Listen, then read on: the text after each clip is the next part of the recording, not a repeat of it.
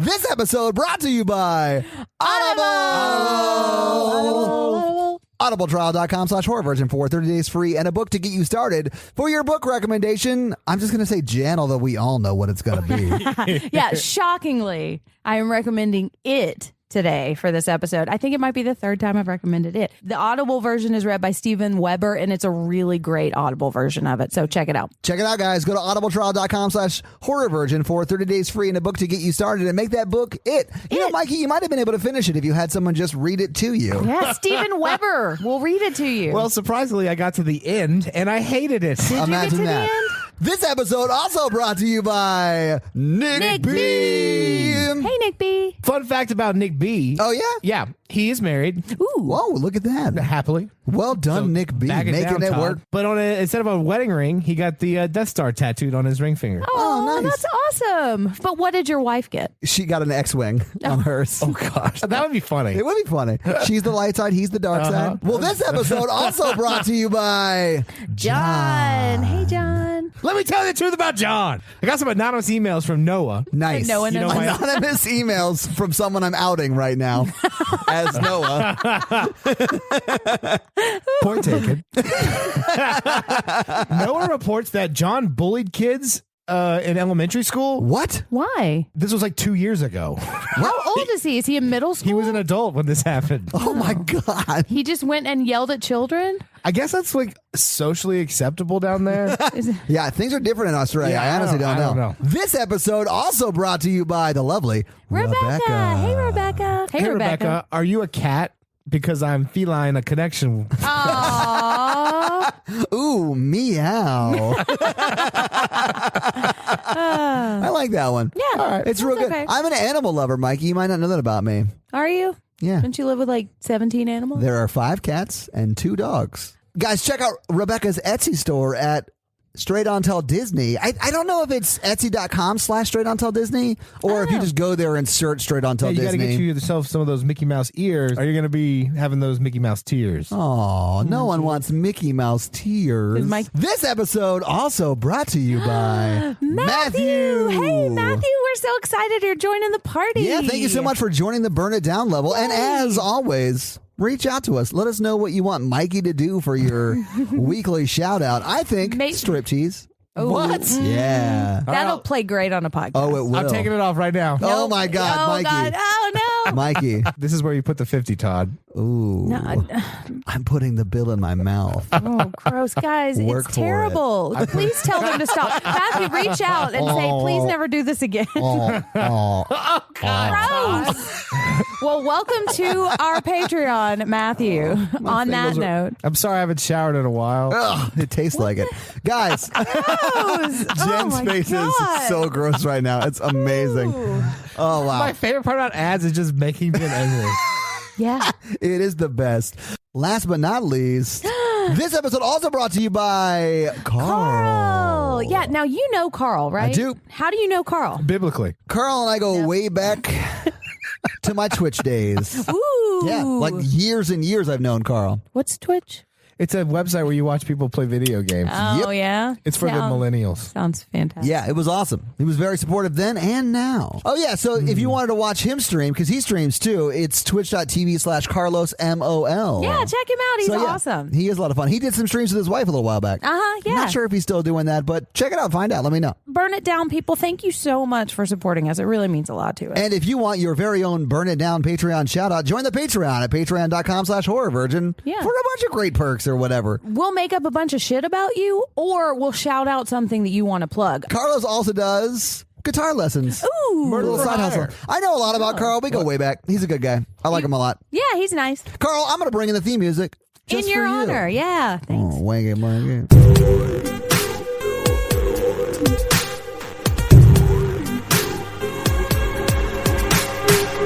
So I went to therapy last week. Oh, shit. Welcome to the Horror Virgin, everyone. This is not even the story. I'm Jenn. I'm Mikey. And I'm the Horror Virgin Todd, which means I don't like watching scary movies, but this time you guys drug my sad ass to the theater and we watched It Chapter 2. Now, you guys have both read this book, right, Mikey? And Jen, correct me if I'm wrong, like 7-8 months ago when Mikey joined the podcast, he said, I'll read it before it comes out. I think it was You remember that when we conversation, did right? the first episode. Yeah, Was it? I do. Yeah. How long ago was that? I don't know. It was months ago. Man, it feels like It a was long, like long the time time. frame it would take you to read that book 4 or 5 times. Sure. I mean, it's a long book. It is a long Yeah, book. but I mean, you have what, 9 months? Yeah. Yeah. Mikey, how many times did you read it? Let's have a conversation. I lack 140, 50 pages.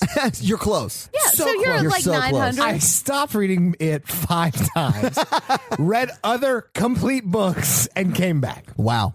I did not like the book. And I think the 2 movies together did a better job than the book does. Well, you also, okay, that's fair. You didn't finish reading the book. Jen, I know you've read it many, many Oh, times. yeah, I've read it probably And 5 you or 6 love times. the book. I do right? love the book. This will be interesting because, Mikey's read the book, hated it. Jen read the book, loved it, and I don't know how to read. So this should be a That's why pretty you get interesting. Audible. Yeah, absolutely. Stephen Watkins reads it. What's his name? Stephen Weber. Whatever. Stephen Hawkins? I really liked the second movie. I didn't think it was as scary as the first. Agree. But I do think it did some really good things. Yeah. And it wrapped it up really well. And it kind of felt like horror Harry Potter trilogy. Like, yeah. I was thinking some Horcrux Yeah. stuff. Yeah. Oh, yeah. I can see that. I really liked how it wrapped everything up, and I think it'll live on because I think it's one of the best things that I've seen horror do in a while as far Sure. as like story. It's got so much heart, and I feel like we're not seeing a lot of that in horror. I really enjoyed this movie a lot. I didn't like it as much as the book, but it felt like the book. Like the heart of the book, I feel Yeah. like they got right. There, Sure. I have some problems with it. Well, that's which why I we'll talk love the about. movie because I feel like getting to the heart of the book trims out all the crap I didn't like about the book. Yeah. Trims the fat, as it were. Oh, yeah. That fat being Ben. We'll get there. I'll say this, though. Didn't like the ending because the ending, to me, ruins the whole metaphor. But we'll get there. See, I liked the ending, and it I made the disagree. metaphor. All right. I'm glad you liked it, though, and you liked it, too? No. Oh. I mean, I think it's a great movie. Amazing cast. All of them did a great job. Hated it. Would never watch it again. Because it scared you? Yeah, it scared the shit out of me. Did it scare you as much as the first one? No, it did not. But the first one I gave a 9, I believe, on the scary Right. scale. And spoiler alerts for later, Uh-oh. it's going to be close. Uh-oh. All right, let's get into it. So we start with Todd being terrified when the sound got turned Can on we, in our not, movie can theater. we not talk about stuff that happens the preview before comes on the and talk movie? That's not fair. Okay, so we were in there, and they were playing like the commercials beforehand, and there was just no sound. And then the first trailer just started out of nowhere. It was loud. It scared the shit out of me. It did. It was really funny. You guys are mean. Then I said the first jump scare of the movie. It wasn't even. It was the movie. This doesn't count. So we start with the kid singing a like British nursery rhyme called Oranges and Lemons. And then we start seeing flashbacks to the end of the movie with Bev like sitting. End of the first movie. Yeah, the end of the Yes. first movie. Yeah. With Bev like talking about visions she's having. Yeah. Visions of them as adults. And we find out later it's like of them dying. Yeah, it's how as they die. adults. Yeah. That wasn't in the first movie. No, there's a lot of flashback. Well, maybe not a lot, No, but there's there's a a lot of good number of flashbacks to the kids from the first movie, and none of that stuff was in the original. Was in Yeah. the first? Yeah, It's not, but they did a really good job of shooting it because it felt like it it did. was. Yeah. So Beva's like, I see dead people, No, she goes, and "I've they're seen you. Yeah. She's like, I've seen you all as adults. And Stan was like, what did I look like? She's like, taller? Yeah. Because really, she saw him kill himself. Yeah, dead in a bathtub. Yeah. And then she said, Richie, you grow into your looks. What does But that it was mean? nice to see the kids together again because that is my favorite part of the first movie. Yeah. And I'm glad there was a lot of that in the movie. And then we hear Mike's VO scenes talking about Derry, and we're seeing scenes from Derry, and it's just kind of, I was like, oh, we're back in Derry. It warmed my heart. VO meaning voiceover. Voiceover, Yeah. sorry. Yeah. All right. Then we see 27 years later at the bottom. Dun, dun, dun, dun, dun. And Sarah Connor shows up. Dude, and we saw a Terminator preview. And It was awesome. exciting. Yeah. So the next thing we see is the Dairy Carnival Days. Dairy Days, yeah. Canal Days, sorry. Yeah. Festival. And then this is the first kill that actually takes place in the book, you mean? It is, yeah. Gotcha. And this is After Georgie. This is Adrian Mellon, yeah. Right, but it's the first of this adult, Yeah. Of the adult adult cycle. showing Jumps up. around each yeah. chapter or whatever. Yeah. Okay. It's Adrian Mellon, and he's at the carnival, and he's with his boyfriend, and they're just being themselves, a couple in love in public, and there are some assholes who have an issue with it. And Adrian, he's really sweet. He like lets the girl, it's the birthmark girl. Yeah. I didn't notice that. Yeah, I birthmark thought girl. I recognized her and I couldn't remember. Okay. But yeah, no, it is the birthmark girl. And It he is, gives her the toy that he won from does, yeah. shooting the clown mouth and then carnival blowing up the game. balloon. Yeah, And it's really sweet. And it is very sweet. Yeah. And then he puts the hat on, which is out of the book. And then we've got this scene is almost exactly like Is the it? book. Yeah. It's pretty brutal, man. It is is very it four brutal. guys who beat up Three. the two? It's three guys. So those three guys kind of follow the couple out. Right. And then they sort of confront them. And It's a hate crime. They It beat is. him up It for is. being gay. Definitely is. absolutely a hate crime. I honestly thought the guy was going to die when they threw him over the bridge Yeah. because he's like passed out. Right. You throw someone passed out into water, they're going to drown. Yeah, and like they're I mean, dead. It is brutal. Like they linger on him, punching him over and over yeah. again. It really It's is. pretty rough, man. It is. One of the members of the couple was from, I think, New York. The other one was from Derry. Yes, yeah, and And they then- do say he grew up here. Right. And then the other people were also just from Derry. Yeah. And horrible Yeah, people. so they beat him half to death, throw him off the thing. Well, and his boyfriend goes and runs down trying to help him Yeah. Right. on some level. And then you see, like, from the point of view of the person who was thrown in, he's like bobbing up and in and out of the water. And then you see Pennywise and he's like, help me. And I'm like, Right. you don't want to get help from him then. Right. You He's do not want to gonna go there. help you. And he just takes a big chunk out of like right under his Oh armpit. my God. I hated that so much. What I loved was all the balloons like Yeah. floating around the river. I thought it was so cool. And so then Mike, He had a much bigger role in this movie. he did, but I'm still mad about what Oh, he yeah? did with his role. Yeah. Fair enough. We can talk about We'll it. talk about it, yeah. So Mike he's got a police scanner and he hears that there's a body found in the river and he goes down and he sees the scene of the crime. He sees a little piece of the balloon there. And then he walks through and he sees on the side of the bridge, it's written, come home, come home, come home, come Yeah. home. Yeah. Now, he knows that it's every 27 years, right? He Because they does. learned that in the first movie. Right. They So do, he yeah. knows to expect it, but Well, he's been preparing for this. He has, and they Yeah. go, and that is different in the book, the way he Is it? prepares. Yeah. So in the book, he's like researching and he's interviewing people who've lived in the town forever, and so the cycle They repeats sort of touched itself. on that in the movie. Yeah. But there's all these little interludes, and I think we talked about that in the first episode. But that's how he knows to expect it this year, yeah. because it's a cycle, and we've seen versions of the cycle since like the 1800s. Yeah. So he knows it's coming, and in the book, there's a lot more lead up to this. Like there are a couple Mike of kids holds that off disappear. calling until he's like knows for sure. Right. What happens is in the book, the boyfriend makes a police statement. He finds 2 mentions of the clown in the police statement. Yeah. That leads him to call everybody. And look, as much as I say, well, in the book there was a little more to it, they made some smart cuts to this movie, because if they had put everything in it, it would have been 9 hours long. Yeah. And fun fact, the original cut of this version was 4 hours. Oh, no. Yeah, they cut like an hour and out. it still drags at the beginning. It kind of, I love it, but that's because I'm seeing this book come to life. I'm happy with what they cut out, though. So anyway, Mike starts to, news team assemble through the cell phone, right? And this is a lot longer in the book. Yeah, I was Like, so grateful it was short. 40, 50 pages for each character in the book. For each And I love character, it. Todd. I love it so much. Oh, my God, Yeah, that we get a sounds- lot more backstory. Here's what I about first Rory. stopped to read another book. Yeah. Who's he call first? Bill? Bill. He calls Bill first. And Bill is a famous Hollywood writer. Uh-huh. Because apparently, and I learned this, if you're from Derry but moved away from Derry, you're fucking rich and famous. So No. it goes into it in the book. If you have overcome an evil clown in Derry and moved away from Derry, you are really successful. In the book, Mike explains that it touched them and like wants them not to come back. So it like helped them be successful or some shit like that. What I love about this movie He just is the doesn't- running joke of Stephen King writes bad endings throughout the whole book. I liked that too. Oh, it was The awesome. whole movie. And Stephen King's in the movie, and in that scene, he says it. Yeah, I yeah, thought yeah. that was awesome. Actually, when we were leaving, Natalie, who's an actress, was like, Stephen King did a pretty good job in that movie. He did. Like, I mean, he's just playing himself, basically. Yeah, absolutely. But that is a running joke about his endings. Yeah. And I think partly is because this is a particular book that gets a lot of shit for its ending. I think what you meant to say, it's a running truth about his endings. Yes, But yeah, I agree. absolutely. For yeah. all his books, yes. For Yeah. all his books. Okay, let me say for the record about Stephen King's endings. If you have read the book, you are allowed to think whatever you want about the ending. Oh, Mikey. 150 pages shy of a book. But exactly, yeah.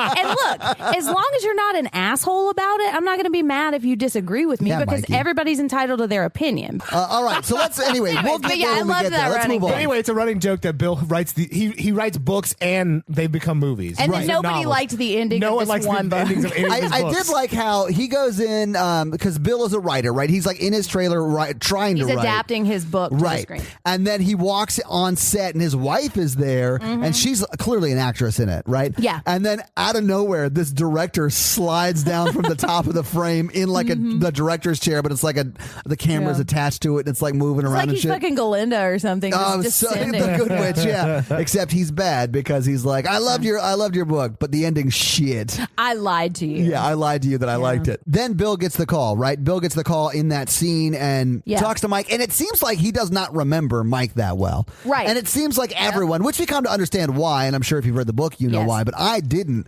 I thought that they would still remember because Right. I remember shit that happened to me when I was a kid, and I didn't have anything traumatic like a clown trying to kill me. So, Right. yeah, I mean, I thought they would all remember, but because they have been away, they have forgotten. Right. And I'm sure that has to do with it making them successful and making them not have Right. kids, trying to keep them away. If they remembered about their promise, they definitely would have come back. Right. But it seems like Mike has to do a little bit of extra work to get them to come back. He does. And also their scars that they made at the end when they did their super unsafe blood oath start to come back when Mike calls. And then who's the next person who gets a call? It's Eddie. So Eddie gets a call from Mike, and Eddie is driving what appears to be around New York City, talking to his I'm only going to wife. say this because they make jokes about it in the movie, his larger-than-him wife, right? Who is basically his mom 2.0. Yes. Yes, yeah. So super concerned about his safety, and he's talking about how I do risk analysis. Believe me, I'm much safer like driving in the rain Right. and not talking to you than I am talking to you right now. So he hangs up on his wife. Mike calls him, and he's like, You gotta come back. You gotta come back to Derry." And he gets in a car wreck. And he does, yeah. Yeah. And I do like how they go through all this real quick. Shit, yeah, and then it cuts to Bill Hader throwing up. This is going to be puking on the confusing. camera. Sorry.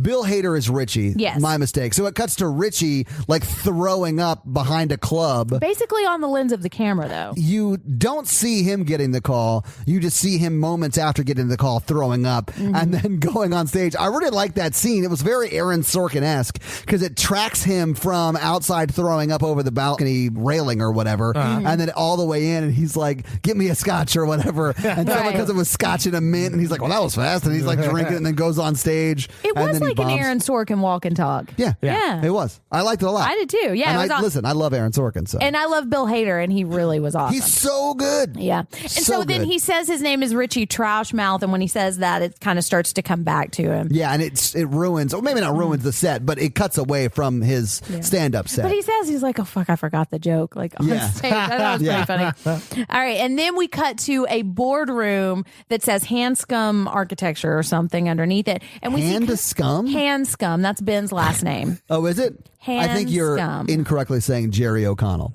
Oh, yeah. I refuse to call him Ben in this movie. You know, He there is was Jerry a lot O'Connell. of talk about him playing older Ben in the movie, and they were No, talking, he's too old now. I mean, he did have that life Yeah, he did. because he was big in Stand By Me, and then he got was. super sexy. And have you super not hot. seen Sliders, Mikey? Yeah, dude. Sliders. It's like Quantum Leap I've for seen millennials. Sliders, okay? It's terrible after like the second season. It is. He You're was right. also in Scream 2. I haven't seen He's it. super dreamy. Oh, I love him so much. Yeah. What is with you today? I'm gonna carve a T on his stomach. Ooh. For Todd. Gross. Yes. Oh. Anyway, so I guess he's All the right. lead architect of this Well, firm. but we see a portly gentleman leading the meeting, and I think we're supposed to think that that's Ben. And then But I've read the book. I have read the book, but then they shifted over, and we see Super Dreamboat now Ben in his like teleconferencing in from his house. Yeah, Ben found out the magic of cardio and crunches. He did, and it goes into a lot of detail about that in the book, and I enjoy that. Oh, part. yeah? Mm-hmm. We learned from this scene that Ben is like the head architect. He has all the good ideas, and he's still really pining for Bev. Yes, Because he kept his yearbook Yeah. that only Bev signed. he kept his Horcrux in his wallet all Yeah. these years. He carried it with him, Mikey. He did. It He still wrote- isn't over. Yeah, he wrote you every day for a year. Just like the Notebook. Yeah. Oh, we do. And then it's Stan. Yeah. Yeah. And Stan, his wife, lovely. They live in a big, beautiful house. They booked a trip trip to Bermuda, Yeah, somewhere. Bahamas, But they're not Bring gonna Mamas. go. I don't know, but maybe it was Key Largo. Buenos Aires. Montego. It was Buenos Aires. You're right. Nailed it. I was thinking Beach Boys. You were actually spitting fact. Right. And then he immediately gets the call, and he's Yeah. like, Mike, oh, it's great to hear from you. Oh, he's back. Okay, cool. I'm definitely not going to kill myself. See you tomorrow. Bye. Yeah, but he seems like he remembers a little more than the other. That's what I. Okay, so I didn't finish the book. I feel like he does too. That's not going to come back in the end. That doesn't come back like the letters. No, that's a thing that I'm pissed at the movie about because they made Stan the heart of it instead of Mike. Mike was the one that had all of that emotional connection. All right, cool. In the book. Yeah, those letters are not in the book. But it did seem like Dan just like remembered everything. He's like, Yeah. no, fuck that. Yeah. Yeah, but they give like in the book, Stan's story is really long. He's the first one that gets called in the book too. Oh yeah. Well, yeah, like right after Adrian Mellon, it's Stan, and so Stan gets the call, and it's like you can see it on his face, and so he goes upstairs, and we're starting to see flashbacks of the ceremony where they all cut their hand and they swear, and then he kills himself in the bathtub, and it is really sad. Yeah, and that guy he's only in it for like one scene. He does a great job in those scenes. He really though. does, I think yeah. he's in 2 scenes actually, but he does a good job. Yeah. Well, and so in the book, this happens before we even know what Mike is calling about. Oh wow. So yeah, so this is like a significant part of the book because it lets you know what the stakes are and why they're. It doesn't tell you why they're afraid, but it tells you how afraid they are. Wow. So you go through the whole book knowing that he died at the very beginning of the Yes. Wow. Yeah. That's what pisses me off. And none of y'all told me. And so now Bev gets called. Oh yeah, she does. Yes, and she wakes up with her terrible husband. Bev getting called in the book is like its own novel. It takes like 200 pages. It is, of course, because of how she grew up. She married an abusive man, and he is very abusive in Not the that you book. have to repeat the cycle if you grew up that way, but you're right. It happens a lot. Yeah, she did marry a horrible dude. It was interesting though, because I like the way they did it in the movie. I haven't read the book. She gets the call, and like it's night. It's like late at night, so she goes off away from where she's sleeping and her husband's sleeping. Just I thought to be polite, and she's like sort of like whispering or whatever, and then he seems super supportive when she's packing, and then it like turns and you're like, oh my god, this dude's the worst. Yes, dude. And when she he punches her in the face. How dare you hit her in the face? There's something really profoundly disturbing about that scene. Really. Yeah. I think what you mean to say is there's something really profoundly disturbing about domestic abuse. Yes. Yeah.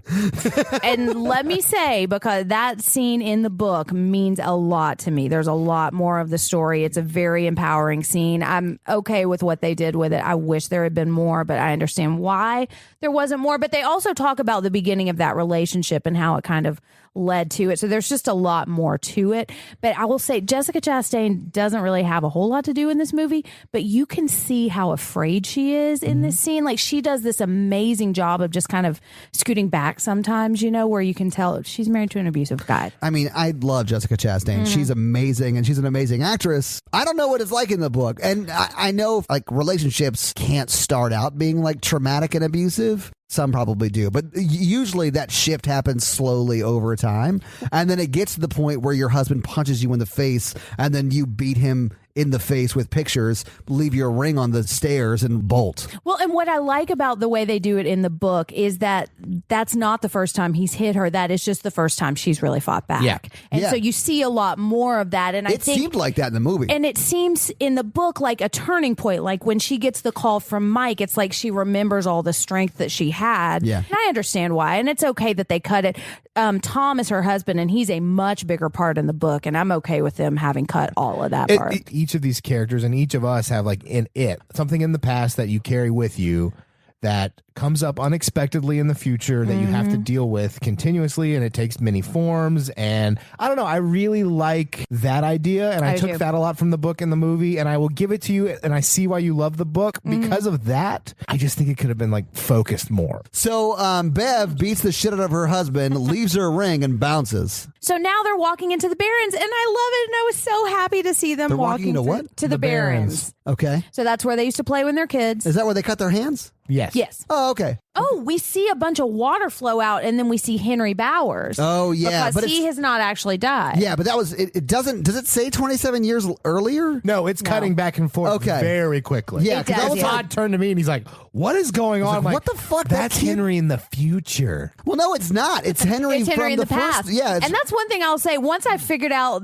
how quickly they were going to cut back and forth, I really enjoyed how they did it. It's always the kids they cut back to, so it's very clear because it's the kids from the first movie or the adult in this one, so it's fine. And I think they do a great job of mirroring the way the book does that. Yeah, so they show Henry Bauer kind of coming up out of the sewer or just the water, right? And then he walks back to his house and he gets arrested by the cops who were just there investigating his dad's murder. Yeah, and he gets pinned for all of the child murders. Oh, does he? In the original, yeah. They don't really say that in the movie, but that makes sense. Yeah. But yeah, and then we see him in his asylum. Went into a mental health facility forever. Well, not forever per se, but until he sees a red balloon. Yeah. So he's seen, child Henry has seen the red balloon as he's getting arrested, and then we cut to adult Henry seeing it out the transition, window. man. I did too. I thought that was so good. And I love when you see these balloons and they don't flow with the wind like they should. They just stay in place. So this balloon is like tracking through the windows, and Henry's like walking around waving to it and like smiling and like he's excited. He knows he's about to get out.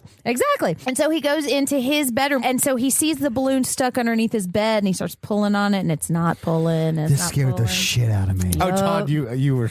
There were so many moments that got me. We all knew what was happening on this bed. So the balloon pops, and we see old gross Patrick Hockstetter under the bed, and he's got the switchblade that Pennywise gave Henry in the first movie, and he's like crawling for it. It looks like he's about to like eat Henry, but he doesn't. He just hands him the switchblade. Yes. And then he turns it around and like hands it to him. Yeah. For sure. Yeah. And he's like, oh, thanks. And then we get the Chinese restaurant. And this is my favorite part of the book because it's when they're all back together and they're reuniting and they're all happy and they're telling their stories. Granted, this scene takes half the book because each of them goes around this is where the book lost me. Each of them goes around the table, have a flashback for 200 pages, and then it comes back to the Chinese restaurant. Oh my God. That's exaggerating a little bit, but not a whole lot. But I still love it. Some people would say I don't need this much backstory, but I love the backstory because I love the characters. Okay, so they're at the Chinese restaurant. They're all talking. And this is funny because Richie's asking who all got married. And he's like, oh, yeah, didn't you know I got married? Yeah, your mom and I are very happy. Yeah, man, that scene, there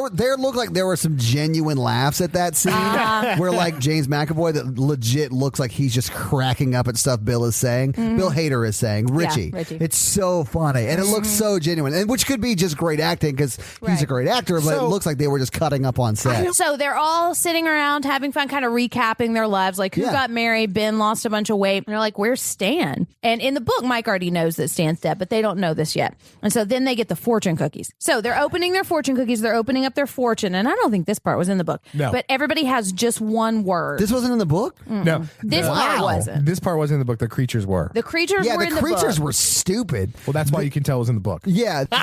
The fortune cookies. What did I say about not being an asshole about it? The fortune cookie part was well done. It was super like, oh shit. Yeah. You mean the words in the fortune cookie? Yeah, because we had just seen Stan kill himself. So like, awesome. It was just so well done. But like, they're all trying to find out, what their fortunes spelled out because everyone just had one word, and then they only have 5 words. Yeah, because Bev's still holding hers. Right, and then we see Bev like crying, holding hers, and it's the word she has is Stanley. Yeah, and it's like, I guess Stanley couldn't cut it or whatever it worked out to be. But yeah, it was so good. And what was funny is one time Addie said, are they saying it like it or like it in the like a sentence? I like that part too. I've said that sentence. But yeah, and then the fortune cookies become stupid little creatures, and it's really dumb. I like it in the book. I don't know how much it worked. Although what I did like was them just destroying the room and then the waitress coming in. Oh, yeah. Like, you know what's super unrealistic? If a waitress walks in on you smashing a table with a chair, and then you're like, oh, yeah, can we go ahead and get the check, please? Also, how did they not bust any of those fish tanks? Yeah. It just took me out of the movie. It was unrealistic that they would have smashed there were that much some shit moments and that took me out of the movie. I agree. And there were a couple of things that didn't quite work for me. Yeah, and this was one of the things that didn't work for me. I agree. It's not super believable, but I liked it. But dude, the fortune cookie words So good. Yeah. I thought love they that. changed all of it to that, and I was like, oh, that's a way better way to do this I scene. kind of did too. So then some of them are like, fuck this, I'm out. Yeah. And they like leave from the But parking lot. Not before a kid walks up to Richie and says something. Oh my God, this was so funny. And then Richie just goes up and starts yelling Hey, at this fuck you, kid's kid. face. It was Fuck really you, I'm not funny. scared of you. That's also the kid who dies in front of Bill. Right, exactly. Yeah, it was the same kid. So That that kid really has a bad happened? week. But so he's yelling at this kid, and it's a pretty funny moment. I like It's it. Yeah. really any movie that yells at kids and like will cuss at kids and let kids cuss like they did in the first movie. I like it. Now they're all mad at Mike, and this is something that bugged me because they keep getting mad that Mike lied to them, and I just don't like that they said that so much because I don't think that's I don't like how it either it because feels in the book. no one would come to this unless he actually told them what was happening. Exactly. No one's gonna be like, hey, come hang out with your. I need you to drop everything and reunion with your middle school friends. Right. Oh, wait, what? We're not having a surprise party? Like, when he calls them initially in the book, he's just like, it's back. I need you to come. And then people are like, what? And they remember on their way there. Yeah. Yeah. I just didn't like how they kept getting mad at Mike about this. Right. All right. So now we're at the baseball game, and Is her name Vicky? Vicky, yeah, So Victoria. Vicky, yeah. But it's the girl who was given the stuffed animal from the couple at the beginning. yeah, and she's got a big birthmark on her face. She's led away by a Firefly. by a Pennywise firefly. Yeah. Well, sure, It's I like mean- a magical one. Yeah. Yeah. The firefly leads her underneath the bleachers, and she's just following it because she's a kid, and she sees Pennywise at the end of under this bleacher tunnel, and she's like, "Fuck this! This is a crazy looking Yeah, clown." we're in the dark and you're under here. Then no, this is not right. Stranger danger. I'm out. Exactly. And then he starts playing on her insecurities and saying, people don't like me because of how I look, because she's got this birthmark on her face. Yeah, and I think Mikey. it's trying to connect to just be who you I are. really connected to this. Would that little have girl. worked on you, Mikey? Yeah, I don't know if you guys know this because it's a podcast, but I have a birthmark on my face. Yep. It's beautiful, Mikey. My mom calls it my angel's kiss. Oh, mama. No, but Pennywise is like, they have this back and forth where he's like, I think my face is ugly, and she talks about her birthmark, and Todd turns to me, he's like, hey, you have a birthmark. I'm like, yeah, I fucking get it. I watched the movie. Oh, and so little Victoria gets eaten by Pennywise. Man, this and it's sad. scared the shit out of me because he's like, I'll blow that birthmark right off your face. You just have to come close. Come closer. Come closer. Let's count to 3. And then he counts to 2. She said 3. He like eats her face. Oh, it was very scary. It was, yeah. I hated It's sad. It was sad, yeah. It goes without saying, anytime a kid dies, it's real sad. The next thing that happens is we're back at Henry's mental living facility. I don't know what the right way to say it is, Mikey. And he You're gonna have to help us. escapes. Yeah, He does. because he has the knife. Well, so the big guard that was talking to him earlier comes up and he's got blood all over himself and his throat's been cut. And then we just see Henry walking out and gets into a car So with Patrick did you notice the Hockstetter. fence was already cut? And Yeah, because his henchman, who's Patrick Hockstetter from the first one, cut the fence for him. it's not a zombie, Todd. That's it. Is it it? Mm-hmm. Okay. Yeah. I mean, that makes sense. And he does try to kill the kids. Now we're at the dairy house and they're all about to go leave because they're mad at Mike because he told them the truth and now they're just mad Been because they're there. scared. Yeah. As a Mike. Oh, the people got mad at you? Yeah, for telling the told truth. Yeah. About John and other things. Bev is talking about how she's had visions of all of them die because she knew Stan was Yeah. gonna die. And because some of them are about to leave. Like, Yeah. Richie's like, fuck this, I'm out again. This is like the second time in the movie he's like about to leave. That's when she spills the beans to. Ben, because he's in love with her. Yeah, and they have a little moment, but. They do. Meanwhile, Bill has gone to Mike's library attic room. Yes. And this is strange, but I actually like how they did it in the movie. And I'm They glad did it differently in the book? Yeah. There's In like the- a whole smoke lodge. In kind the of book, thing. they like have visions as kids. Yeah, and I'm fine with how they did it in the okay. book, but I think it worked. The way they did it for the movie works better than if they had tried to recreate it It exactly. would have how been it a happened. long ass flashback. Yeah, I thought it was a little weird how Mike microdoses Bill, so he would Yeah. have this vision of how to defeat it. Yeah, another thing I didn't really like about Mike's character. It reminded me of the movie Training Day when Denzel Washington gets Ethan Hawke to smoke PCP. Yeah, this movie's just like Training Day, bro. Bill's starting to feel real weird, and this is when he starts talking to like his character from Split a little bit, and he's kind of having Well, this yeah, he's like drugged. right? Yeah, Yeah. he's having this hallucination, and this is where it came from, and it came from like another. They never really star. explain it. They don't, and I'm glad they don't.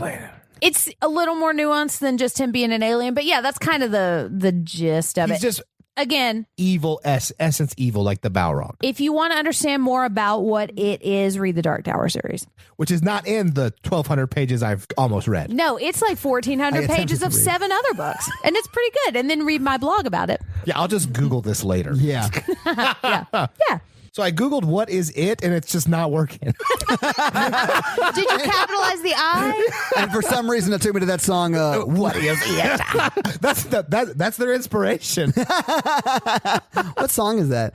And so there's this whole backstory about how this Native American tribe understood this thing and they tried to defeat it, but they couldn't because they didn't really believe. And Mike studied with them and did the whole Smoke Lodge thing with them. And we see sort of flashes of that. It's not like a flashback so much as they are just like little remembrances. And I'm not crazy about that. That is not in the book. How do they figure out how to beat him in the book? They go to the library. They do, yeah. Well, and Mike does a bunch of research and interviews with old people from the town. So as kids, they research how do we beat it, and they're talking some people do smoke visions or whatever, and so they do it in their clubhouse. Yeah, and it's called the Ritual of Chud. Yeah, they did say that. Yeah, they did, and so that's how they kill it is through the Ritual of Chud. So Mike is saying they don't believe me. Bill, I need you to be the leader and tell them that we have to go back and save them. And I think they're trying to make Bill a leader, and I just don't think it comes out. In the book, he has a moment like this, but it goes better because he just goes, "Oh, I'm in to kill this thing. It still killed my brother, and I still want to murder it." Right. And I was like, "All right, yeah, that's good enough motivation for me. Let's and do the others this." were like, "Yeah."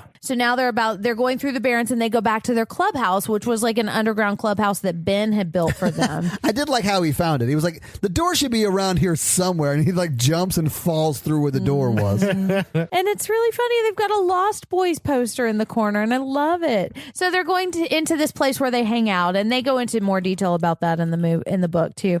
I didn't think it was going to be in the movie because it was such a big part of the whole childhood story. Right, yeah. But it wasn't in the childhood movie. It wasn't in the first one I at didn't all. think it was going to come back. Yeah, I was surprised that it was in this one. Well, and so this is when we start learning about what we've been calling the Horcruxes, which are not really in the book. So everybody's got their little... Wait, they're not in the book? No.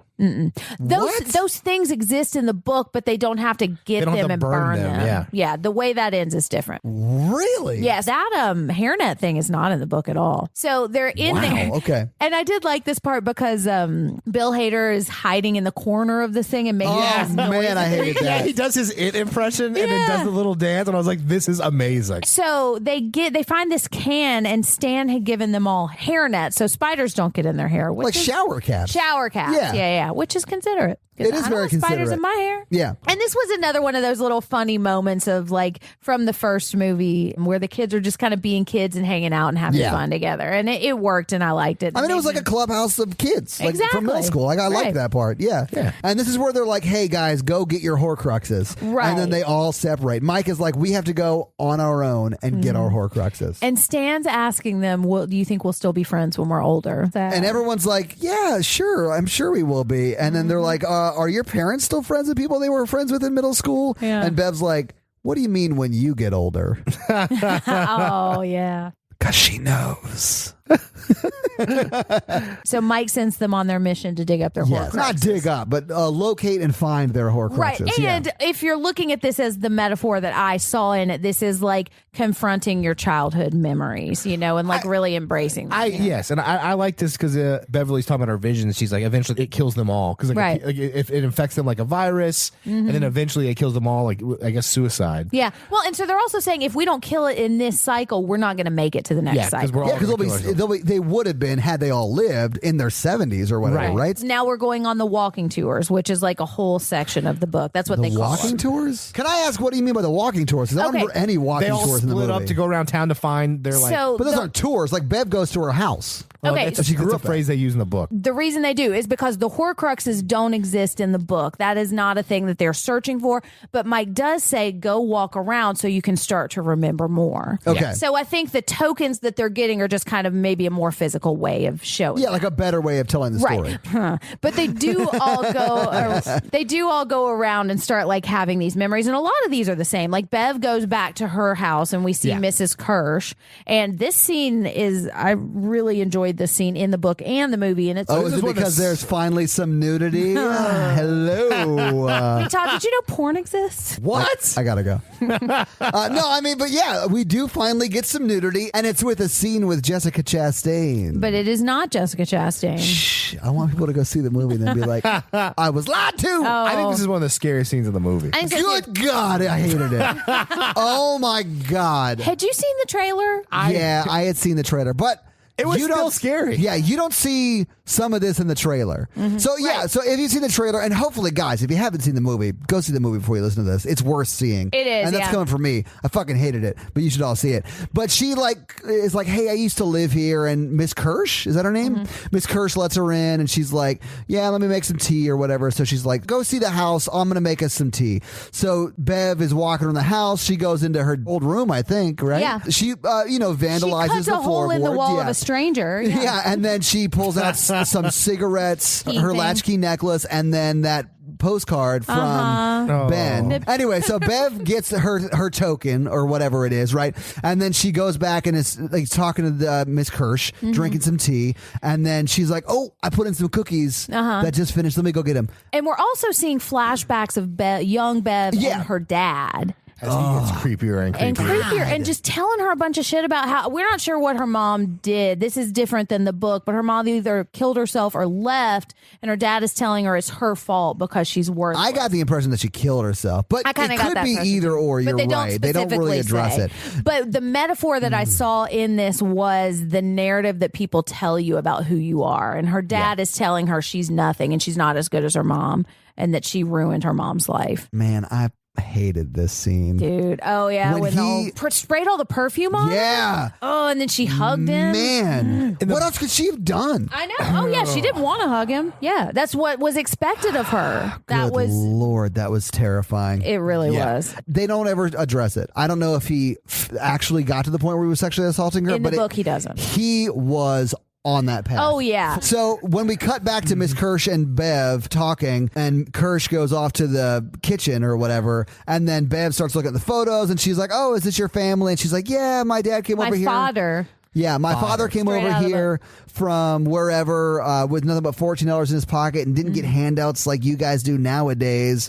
And then she was like, oh, what do you do? Well, he worked in the circus. And then you see Bill Skarsgård. Without so much makeup on. Yeah, and it's like terrifying. And you see her behind Bev naked. You don't really see anything yet. Naked, like peeking around the corner and like walking across the thing, and very The Visit. It is very The Visit, yes. And in this scene, this is what was in the trailer, right?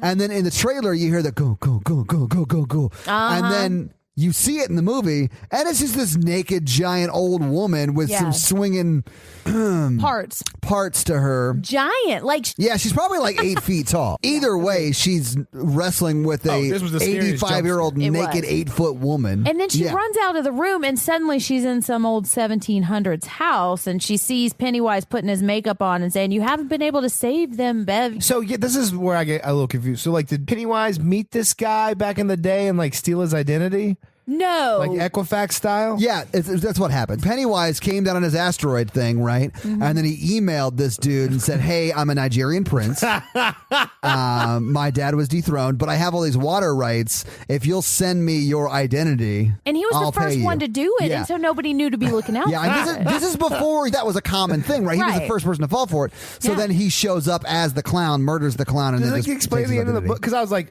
was Pennywise a real person and then it took his identity? No, he just he shows up in some cycles as a real looking person. Our next flashback is Richie. Yay! So he's showing up at the movie theater, and he's going to go play Street Fighter in the arcade game. And then we see his flashback, which is Finn Wolfhard, and I love him. His name is Finn Wolfhard. Finn Wolfhard. First name Finn, last name Wolfhard. Yeah, that's not a terrible name. No, it's great if you're a porn star. What's your last name? Wolfhard.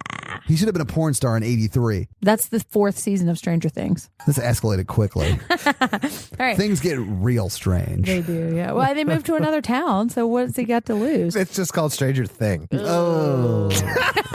All right. I'm out. So Richie is flashing back. He gets a token, which is going to be his Horcrux. I was amazed that machine still worked. I know, me too. Yeah. All right, so he's flashing back to playing a video game with the guy. Street Fighter, yeah. Street Fighter. And now Henry Bowers comes out of the movie and starts using some homophobic slurs that I'm not going to use. But it turns out that the guy he was playing Street Fighter with, who was very friendly with Mr. Wolfhard earlier, now is like, I'm not your boyfriend or whatever, because he knows Henry, because it's his cousin. Right. Mm-hmm. So he knows if he doesn't like alpha man out, that his cousin's going to make fun of him, and he doesn't want to get made fun of, so he deflects onto Finn Wolfhard. Yeah. It's a real intense situation for him just asking, like, hey, you want to play again? I'll pay for you. I don't Whoa, feel like... I'm not gonna be your Mikey, boyfriend. I'm not your boyfriend. Calm down. Second date, call you back, text you back. No. Yeah, listen. But yeah, no, I agree. I don't think he was being like romantic. He wasn't like trying to touch him or anything. He was just I mean, he's like 9. Right. And until Henry started using those slurs, and then he got really like shocked and backed out, and they started talking about, I know your secret.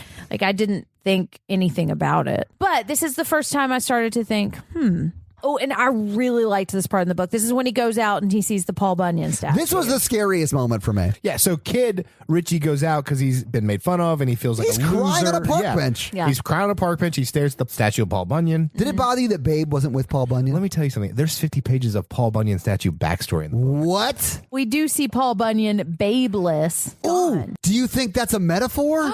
Because Richie doesn't like women slash Where's babes. Babe? Guys, Maybe. I need a think shirt you nailed it. with an ox on it that says, "Where's Babe?" Beep beep Richie on the back. So then we see the statue is gone. And then I think it's Kid Richie looks up. It and is it's Kid like Richie. right on top of his face with that like Pennywise mouth, but the babe But statue. instead of teeth, it's like wood shards. Yeah. Oh, I hated It's so it. cool. Dude, It I is literally really cool. like jerked. I was like, at this He point. tried to stab him down with his Paul Bunyan axe. Yeah. And then he opens his eyes and he's gone. Well, he lays on the grass. He's like, it's not real. It's not real. It's Yeah, not real. he has to convince himself it's not real, it's not real, it's not real. And then it cuts back to Bill Hader as Richie, and Pennywise is sitting on Babe's shoulder with a bunch of red balloons. Yeah, Right. talking to Richie.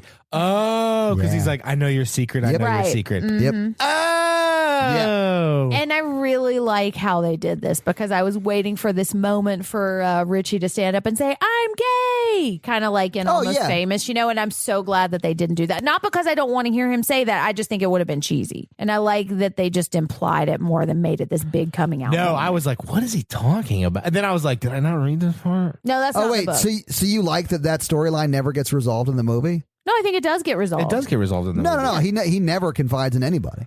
Well, no, but I don't think that's He's still what the holding on to that storyline secret is. forever. No, I think he's admitting it to himself. You don't think For he me, yes. knows? I think he knows, but I think he tries to hide it. I or think tries to that's run from his it. it.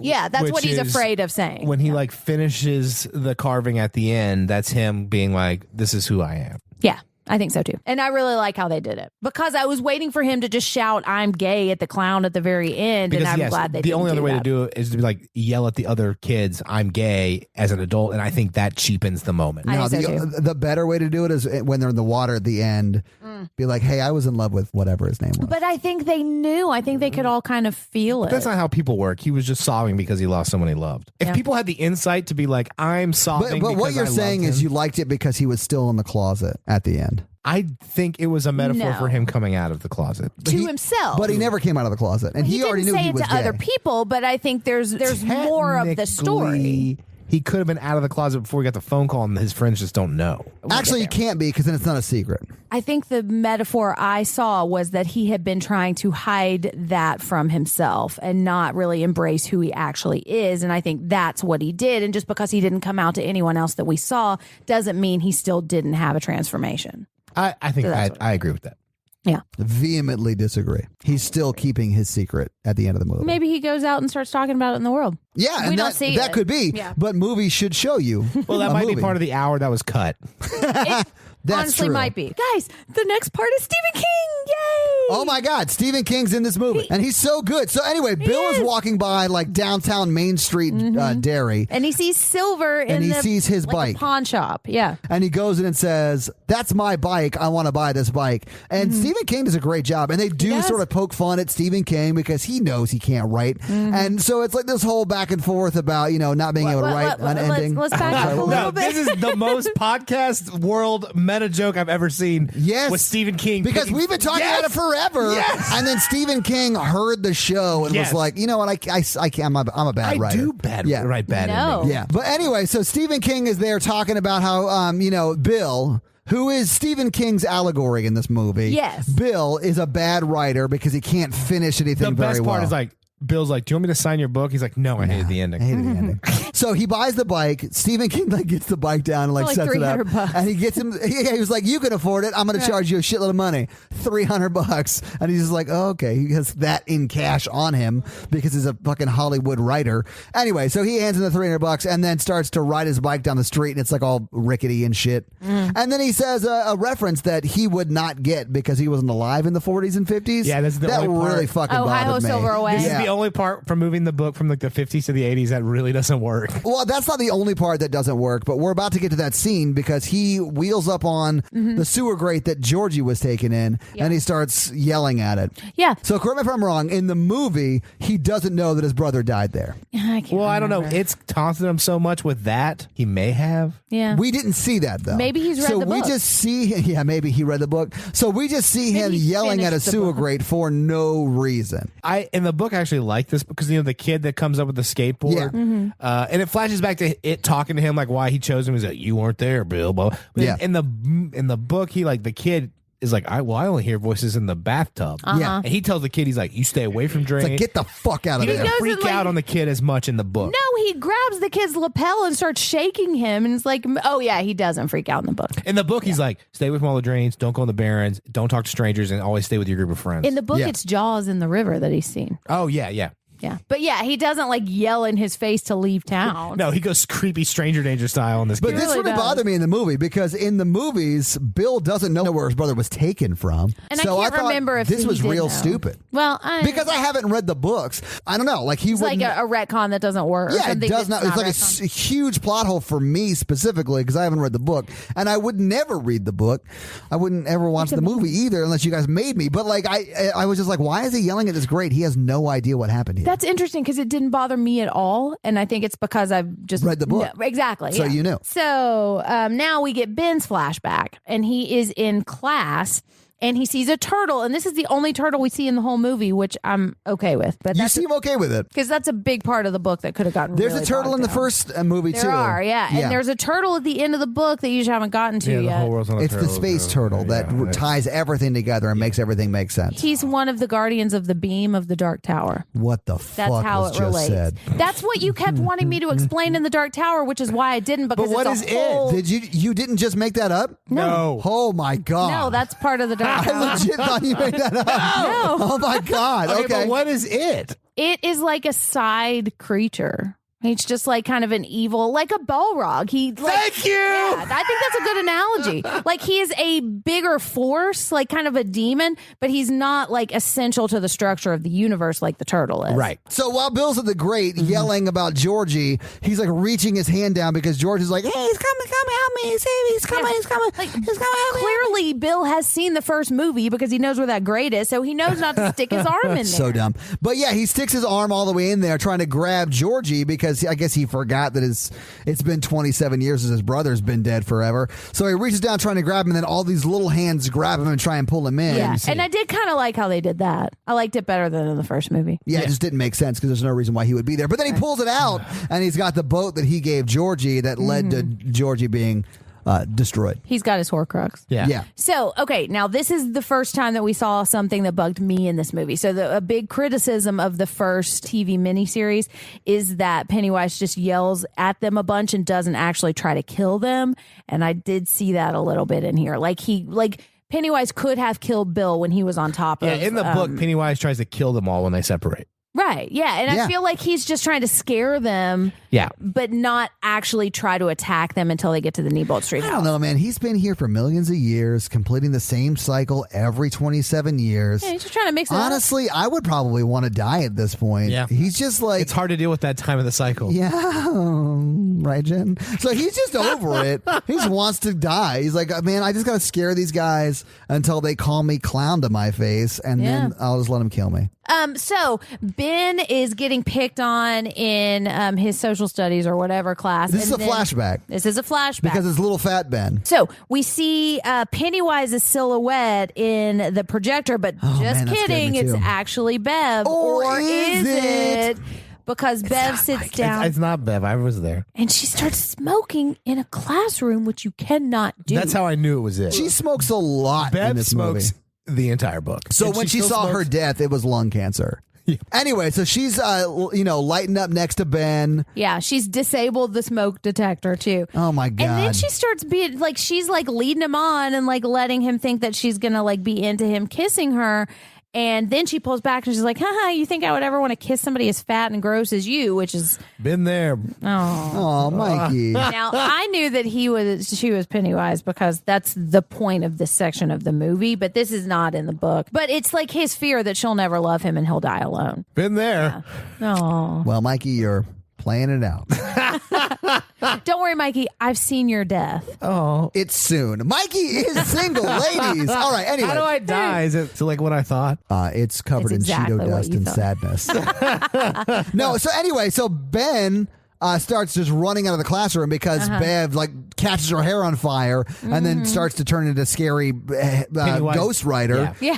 So he's like Ghost Rider. Bev is chasing him down the hallway and Ben's running towards the Well, and exit then- and it's like chained up. And then I don't know if you caught this. Like during the chase, he's taunting him about his poem. Ember yes. fires, my Yes. January hair, blah blah blah. Yeah. Oh, that's why her head caught on fire. Yes. Got it. So he runs to the door, it's chained shut, and then he sees his locker. Do you see there were like boobs drawn on it? Like I think they were taunting him because They he's a called bigger him tits. Yeah. Yeah. So anyway, so that's drawn on his locker and he opens his locker and climbs in there And like it's gigantic. like an idiot. Well, it would have to be. He's a big kid. So he climbs in the locker. He pulls out her signature Oh. of the yearbook. And he That's right. That's not Bev. Bev would never do that to me. Aw. And And then he's right. Pennywise is in the locker with him. I honestly don't know. I had my hat pulled down almost all the way at This this scene point. was scary. Scary It was as scary, shit. but why didn't Pennywise just kill him right there? Because Pennywise wants to die. Maybe Pennywise is tired. That's the whole metaphor of the book. Is like Pennywise is tired of doing this. Yeah, over he's and just over giving again. up. He's sick Yeah. of doing this Come every home, 27 come years. Home, come home. His heart's just not in it anymore. No, he's over it. He's been doing it for millions of years. He knows Stephen King can't write an ending and is sick of waiting for it.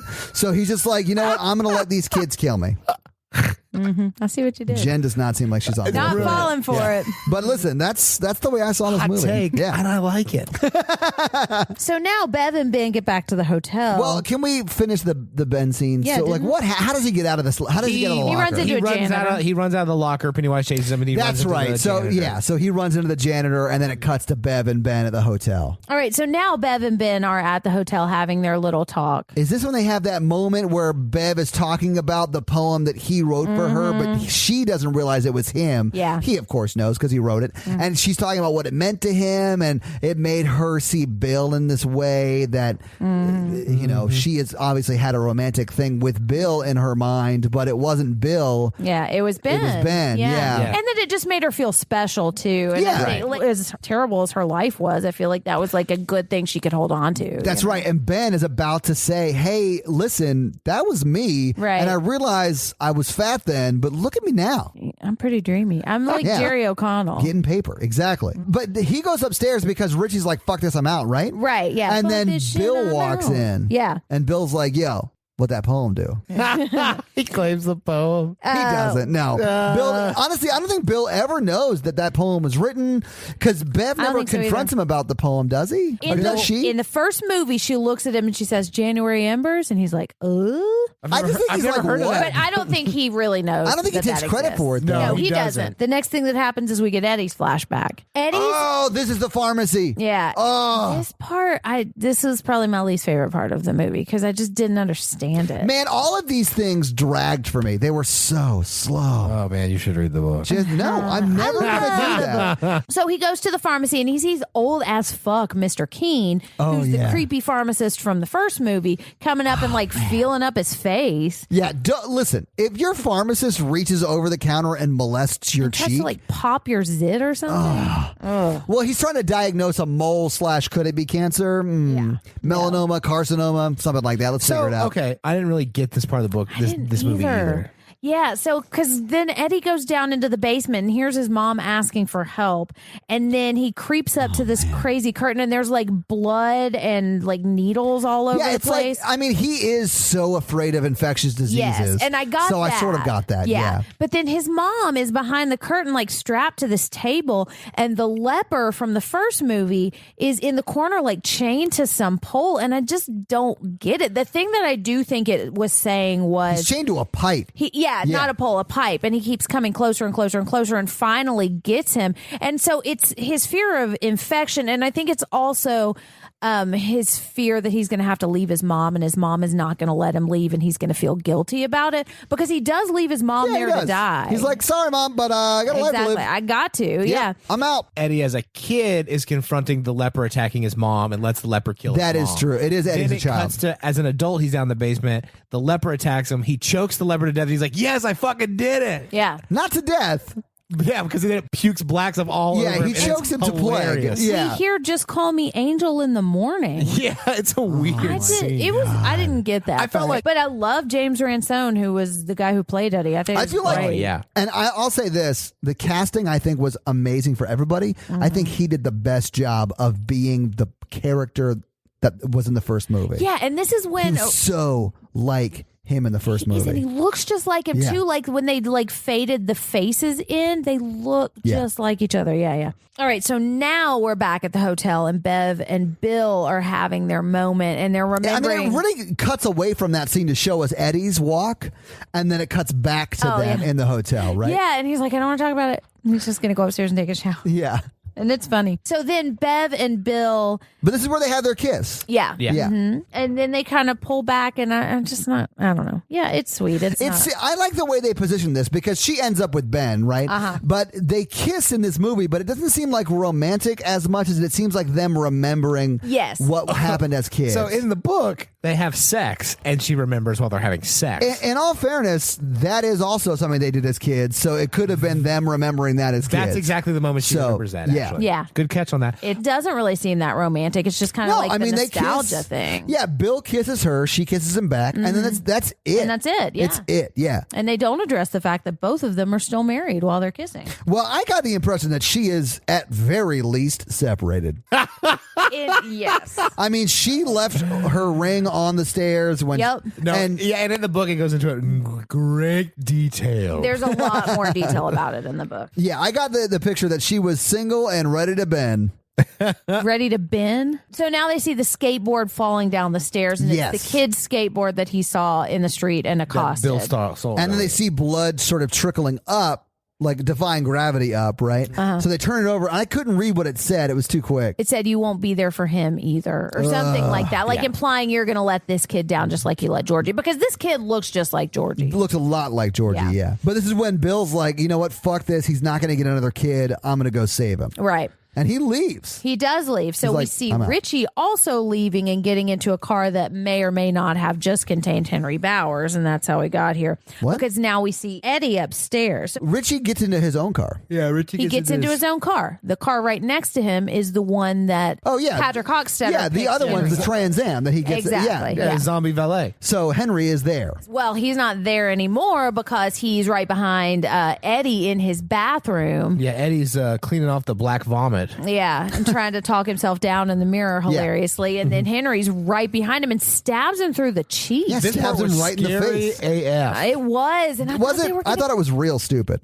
Really? Yeah, this took me out of the movie completely. No, There were a couple of clunky. I honestly thought it was a dream. I didn't think it was a dream. Because you've read the book probably, but because he does not react like someone who just got stabbed in the fucking face. Yeah, there were a couple of moments where I'm like, are they Terminators now? Well, Yeah. they can just pull the things out. Yeah. But, okay, and the thing about him getting stabbed in the cheek didn't bother me as much as Henry Bowers getting stabbed in the chest and then just pulling the knife out. Yes. I'll say this about the Henry Bowers stuff. Henry Bowers is an undead chauffeur. So, like, I understand that there may be some, like, mystical stuff that's happening around Henry Bowers because it looks like after Eddie pulls the knife out of his face and gets in the shower behind the shower curtain and Henry goes up to it trying to get his knife. He's like, where's my knife? And then he stabs him through the shower curtain. And then Henry, of course, leaves, right? And then he pulls the knife out of his chest. In my mind, you could have stabbed him in the heart and then he pulls it out of his heart and he's still alive just because there's some magic happening That's with true. Henry. So, like, that stuff didn't bother me as much as It Eddie was hard being. to tell. It was just harder for you to tell if it was a hallucination or not. Yeah, because Eddie was like being snarky. Like, Yeah. The only moments where Eddie really shines is in like extreme crisis like that. You know, at the end where Richie is telling him like, Yeah. you're a badass. This is what you did. This, and this. You're And, like, braver this- than you think you are. Yeah, this is one of the moments where he was actually brave but didn't realize it. yeah, no, I agree with that. Yeah. All right, so the next thing we see is Bill at the fair. And I really liked this part because that funhouse creeped me the fuck out. So he's going through this funhouse with all these neon clowns, going into the house of mirrors, and he keeps running into glass, which I thought was pretty funny. And the mirrors are getting smaller and smaller, and he's seeing Pennywise kind of walking behind him, or we're seeing that. Bill only sees the kid. Yeah. And then we see the kid who is not Georgie, but might as well be. He's Georgie adjacent for sure. He is Georgie adjacent. And so then Bill runs. So the kid is in glass. There's glass in between Bill and the kid, and they can see each other. And the kid's like, what the fuck? Why are these grown-ups yelling and following me? And then He literally says, why are you following me to Bill? Yeah. Yeah. And then turns around and sees Pennywise. And this is when he's got it from the previews. He's got his tongue hanging out real low. And then this part creeped me out because he's just banging his head on the glass over and over and over Holy again. shit. Yeah, part that was was scary. super creepy. And Bill is like trying to punch through the glass. He's doing his best. And not making a dent. No. And Pennywise just cracks it a little bit more every time. Yeah. Yeah. Until finally, Oh, this was so brutal, man. yeah, man, just smashes his head through and chomps the kid. And then it like literally sprays blood all over the window or the glass that's between Bill and the kid. Right. Oh, it's gross. And then he's gone. So you could make the Then argument. who's gone? The kid. Like then Yeah, the it's kid's like, been eaten. Right. But so it could have gone into magical it land, or maybe it was an illusion the whole time. I thought it may have been. And I think it's You think a the little kid was ambiguous. it the whole time? Or it No, was I like think a- the kid was part of. I think the kid actually got eaten. Me too. I think the kid All right, existed. let's go with that. All right, so what happens after the kid gets eaten All by right, so it? now Richie's driving away, and he's trying to kind of talk through whether or not he's going to stay. And then he passes the synagogue that Stan had his bar Oh, mitzvah yeah, at. man. And we see Stan talking about this is the day he's becoming a man. And then he like walks off and he's like, fuck it, I'm going to be who I want to be. I'm a loser and I'm always going to be a loser. And I liked that. It's not in the book at all. And I don't think Is it not? No. And Wow. it doesn't quite fit Stan's character in the book either. But I mean, I'll allow it. I'm starting to realize that all the things that I liked about the movie were not in the book. Exactly. So they're talking about memories, and he's talking about how the things from your childhood that you take with you are the things that you wish you could forget lots of times. And you forget the happy memories, and you forget who you were friends with, but what you remember is all the times people made you feel like shit. Yeah. And that's what the big metaphor that I took from this is just all the times in my life that people made me feel like I was worthless and that I believed them and started thinking that I was, and I'm not remembering all the good things that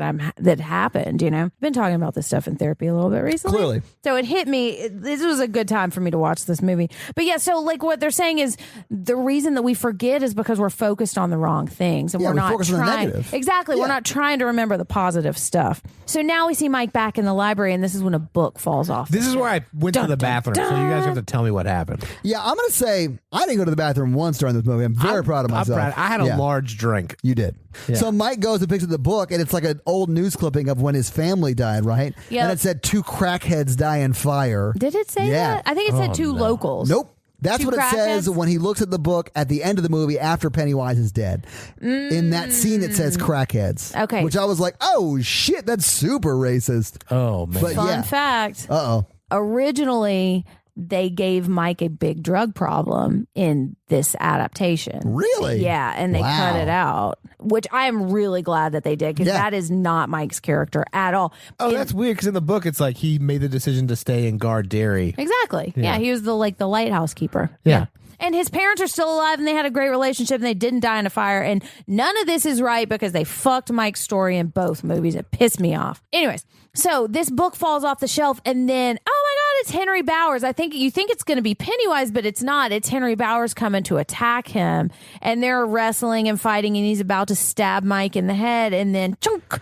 Oh man, I love this scene. Richie hatcheted him in the back of the head. And it's Wait, awesome. is that what happened? Yeah, Richie saved the day. You missed I missed that whole fight. You missed the Henry death scene. Yes. Holy shit, it was good, man. It was good. It was real suspenseful. And it was that thing where you don't see the wound, but you know something happened. And then you see who it was, and it was Bill Hader. Yeah. I love him. And Mike, I do think, got stabbed in his arm. They're like, are you okay? And Richard's like, no, I just killed a guy. I think it was like he sliced him. Yeah. Because he held up his arm to defend against the attack, and it sliced his arm. Not super bad, but he does have a bandage on for the rest of the movie. I think. Kick it over. There are no cops in this town, so it doesn't matter. Right, exactly. Well, the cop was Henry's dad, and Henry's dad got killed by Henry. Since Henry killed the only cop in town, they haven't replaced him a cop in 27 years. Right, and it's Derry, so of course. Yeah, nobody cares. Gotcha. Right, exactly. So now Bill is at the carnival, and they're on the phone with him, and he said, I'm going to go kill it. And yeah, because they were like, let's all get together and talk about how we're going to go after it, right? And then they call Bill, and they're like, Bill, come to the library. And he's like, fuck it, I'm going to kill it right now. And they're like, shit. Have you not learned anything from all our walking tours, is that we are powerful when we're together, and that when we're separated, that's when we get fucked up. But Bill's saying, I don't want you guys to die too. I'm not taking you down with me. Yeah. So I'm going to go by myself. And they're like, well, fuck that. We know exactly where you're going, so we're just going to show up there too. Yeah, and they do. So Bill goes to the house, and then they all roll up right behind him. They do, yeah. And this is the speech on the front porch was one thing that just kind of didn't quite work. I don't think it worked either. Yeah, because one of my favorite parts of the first movie is when Richie says we're going to go kill this fucking clown. They try to allude to that, and it just doesn't work here. Or Bill's on the porch and says, I think Richie said it best, and he goes, something about his dick. Yeah. Or he has two takes that are supposed to be funny. Yeah, and it just doesn't work. I don't know. I sort of found it a little funny. It was pretty funny. It's not that I didn't think it was funny. It's that I didn't think it quite worked. It was not inspiring as the first speech. And it's like if you've ever told a joke and you think somebody's going to jump in and finish your joke for you, and they have no idea what you're talking about. I've never done that. I've done that all the time. I think there's podcast evidence of that. I mean, and if I didn't edit, there'd be a lot more. right. So now they're having their speech, and they're walking in, and somebody says beep beep Richie, and I love it. So yeah, Bev says that. Beep beep Richie. I love it. Yeah. That's the only time she says it in the movie. Yeah, I think somebody else says it at one point too, but you don't hear it nearly as much. No. So now they're back in the house at Neibolt Street. Yes. And so this is something that I really liked how they did, because there's a scene in the miniseries when they open the fridge and Stan's head is in the fridge.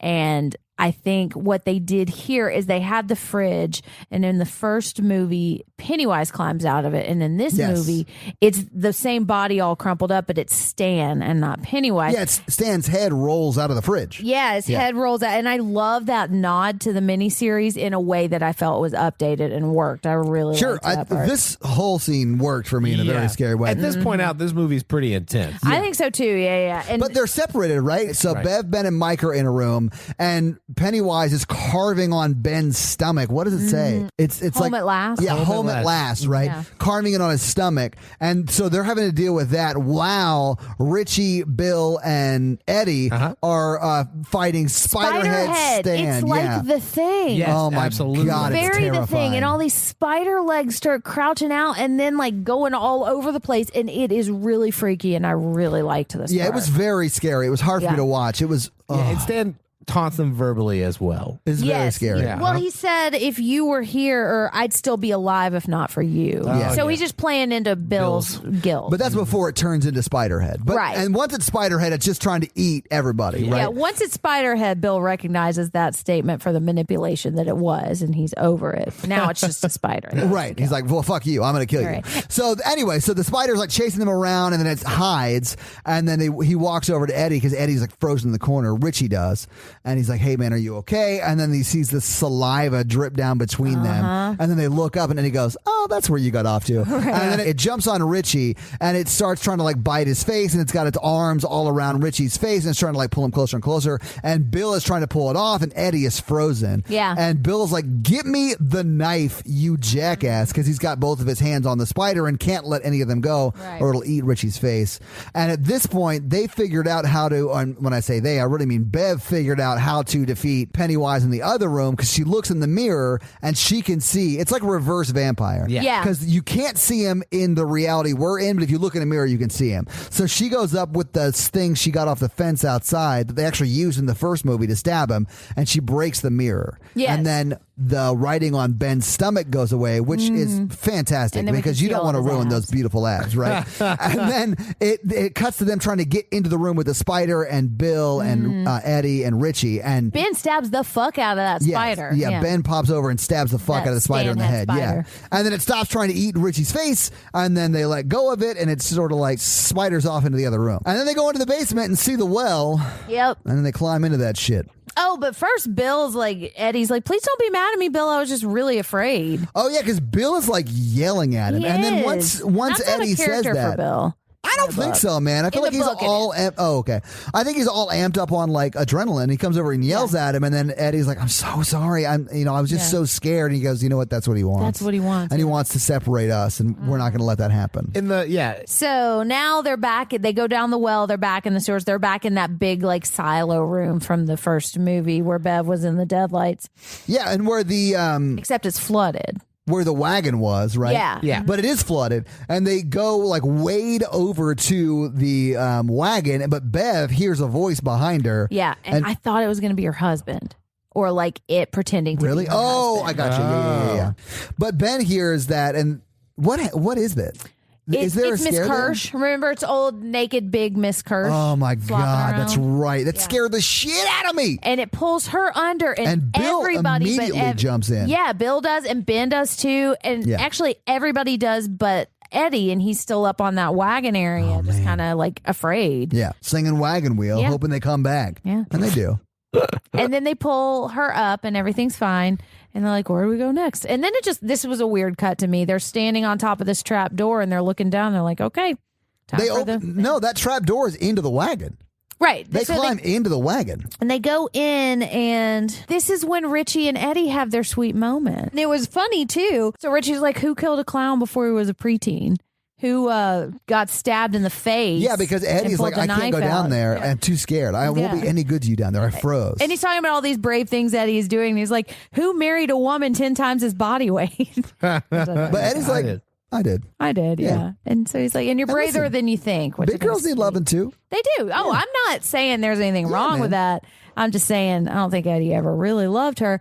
And so yeah, they laugh their way into going into the scary into the place. murder room. Yeah. So they go down. So they open the hatch, and it's like it's not tunnels. It's like rock caves. Yeah. It's like The Descent a little bit. It is very Descent. And so they get into this giant room now that's been underdairy this whole time, and it's like it's got lots of spikies. It almost looks like the comet, the meteor from Armageddon. It was like an asteroid. It was like an asteroid impact site. Is what it looked like to me. Yeah. Yes, which is what it is. Yeah, if because you're following mythology of this. Mike has brought his little artifact thing. The little leather Louis Vuitton bag. Yeah, the Horcrux burning Louis Vuitton artifact. Yeah. So they burn all their totems. Right. They do. Yeah, they get a circle in the middle of the thing, the asteroid. He's like, we've got to make it take a form, so we're going to burn all our stuff and hold hands. Right. And they go around and tell what each of the things are. And Ben was like, I didn't have to find it. It was in my wallet all this time because I love you, Bev. But he doesn't say that yet, but he says it with his eyes and his heart. All right. So they all burn. It's like, all of these crunches were for you, Bev. And they burn Stan's cap. And this was funny because they kind of got in a little argument about shit that would or would not burn. Yeah, because I thought it was funny. Because Eddie put in his inhaler, Mike puts in a rock, which I like. That was my favorite totem, was the rock. I did too, because that's one of my favorite parts of the book, the rock fight scene, and that was a very powerful. And that is the moment where they all come together. Yeah, that's the beginning of the Losers Club. Yeah. But it's not about actually burning it. It's about putting them in there and then calling down the deadlights, right? And so they call down the deadlights. The deadlights go into the Louis Vuitton Neverfull bag, and they put the top on it, or do they? Because so it's balloon just the stops them. deadlights? Yeah, it's just the deadlights. Yeah, kind of. Okay. The deadlights are in it. The deadlights are not in it. It's complicated. It's like your Facebook relationship status. But anyway, they try to close the Louis Vuitton Everfull bag, and then the balloon pops out of it, and they can't close it. And then it builds up and builds up and builds up and builds up, and then pops, and then Pennywise is back. Right. But he's a giant Pennywise. He is a giant Pennywise. Yeah. Well, no, before he gets giant Pennywise, he's like, Mike didn't tell you something. Right, which bugged me because what the fuck did they not tell? Oh, that all of the native tribe died trying to kill it, which of course they did because they didn't kill it. Yeah, but the whole thing Mike was saying the whole movie was we have to get him into his true form before we can even hurt him. Exactly. So they've got him in his true form now. They have. So now it almost looks like Mike is about to like sacrifice himself and just kind of divert him. Yeah. Bill's like, no, not today. Yeah. And then they all run off and separate. Oh, yeah. Bill goes into the water and he comes back up in the basement of his old house, which is a scene we saw in the first movie. So he goes off by himself, and then we get Eddie and Richie off by themselves, and Bev and Ben. Oh man, this all really works metaphorically. I think so too. And it also, let's say this cuts back and forth a lot. So let's talk about each one of these things separately. Let's do Bill first. Okay. We mentioned him first. Yeah, so let's do Bill. And this is one of my favorite parts in the book. And it's nothing like what actually happens in the book, but I love the... Really?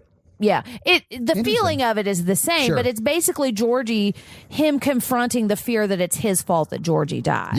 Yeah. Which is what he is most afraid of. And in the he book. literally has to kill Georgie's accusation that it's his fault. Right, he literally drowns Georgie. Mm-hmm. And then shoots the version of himself with that little cattle killer gun that is saying it's your fault. Such a good metaphor for the demon he brings from his childhood, which is, if I didn't pretend to be sick that one day, that my brother would still be alive. Right. And he said stuff that I've said to myself in therapy. Like, yeah, you did that thing, but that doesn't mean you deserved all of this. And it doesn't mean you intended for that thing to happen, and forgive yourself. I think I related to that one the most because I struggled with that a lot growing up because I wanted to go to Wendy's after school and before band practice. And it was on the way back from Wendy's that we got in an accident. My brother died. Okay. I struggled with that a lot growing up. So I connected with that story a lot. Like if you hadn't have gone to go to Wendy's. I also struggled with that too because one of the things that happened to me in my childhood was I figured out that my dad was having a bunch of affairs with my mom at the same time. And I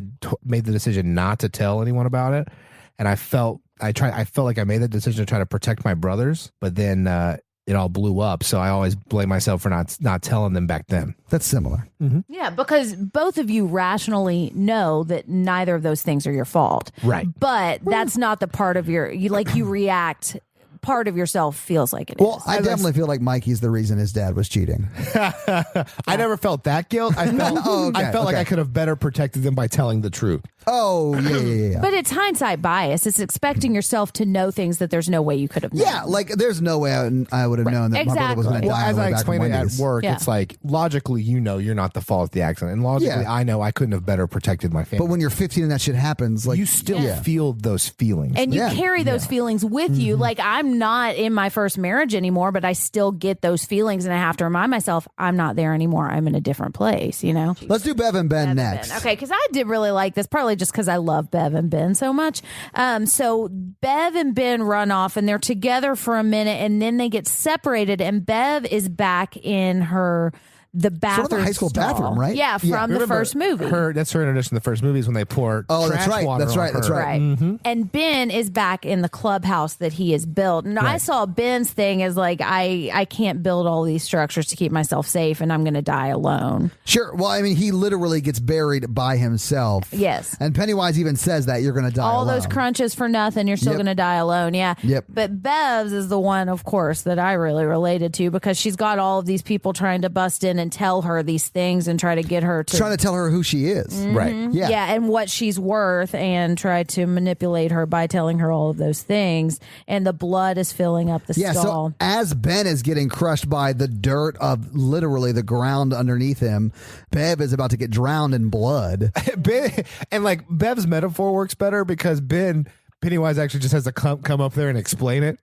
He like opens, he's like, basically, Ben, this all means that you're gonna die alone and no one loves you. I just had to tell you in case you didn't get it. Bye. And then he closes the door. What I thought at first was it's like the fear that he's not a good architect. Yeah, that's the structures will fall. Yeah.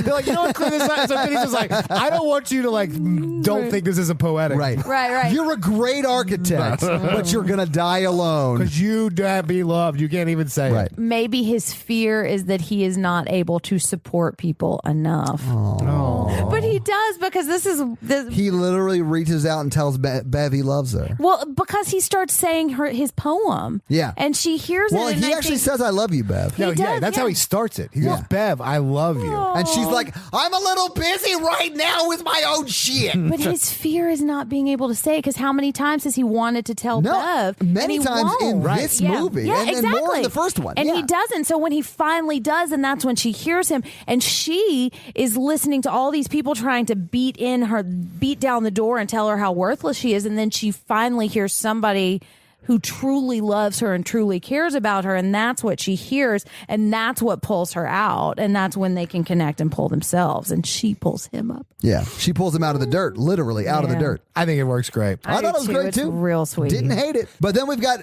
Eddie and Richie. So this works well with Richie being gay. Yeah, I loved it. Yeah. Mm-hmm. I loved this part. This is one of the times where the humor really worked. Full disclosure. I had the hat completely over my face for the very first door, which was, I believe, very scary. Mm-hmm. And they're like, which door should we open? Because it says not at all scary, scary, and very scary. And Richie's like, he's fucking with us, man. We got to do the very scary door. So he opens it. Well, because in the first movie, they picked not scary at all. Yeah. And it was scary. Yes. But when they go to very scary, I pulled my hat all the way down over my face so I couldn't see it. And it's a closet. They reach in and they turn the light on. And then so in the first movie, it was a girl hanging and her legs were gone. Yeah. And in this movie, the legs are there and they come running up. And so then they close the door. Terrifying. I know. Yeah. I don't know. I'm a leg guy. I didn't realize that when you said that it was an only leg guy. Oh. I got some mannequin legs I can let you borrow. Ew. Why do you have mannequin legs? We don't have to break down every joke again. Let's not unpack that. I gotta go. Right. So then they open. I can't remember what's written on this door, but Not at all scary. I love this because he had talked about maybe the form taking the form of a Pomeranian. Yeah, its final form is a Pomeranian, like and a small I didn't dog. think it was that funny when he said it the first time, but then he opened the door and it's this tiny little Pomeranian. This is funny because he's like, oh, fuck this. Right. He's like, It's like, I know you're a monster. You're a Like, monster. yell at the dog. I know your tricks, you little bitch. And then him and Eddie are talking. They're like, well, sit. And then it sits. Yeah, the dog sits. They're like, well, that's and then cute. That is Richie's like, real oh, it's so cute. Oh, good boy. And then it it's a transforms monster. into a monster and scares the shit out of Todd. I know. And my it's favorite hilarious. part is like when they're like running away from the three doors. He's like, next time we should just pick scary, regular scary. And, and Richie's like, next time. Yeah. So now Mike is staring down Pennywise because Mike doesn't get enough of a fear to have to overcome because this movie doesn't care about Mike. Mike literally says like, I don't have to run because I'm not scared of you. Yeah. Mm-hmm. Yeah.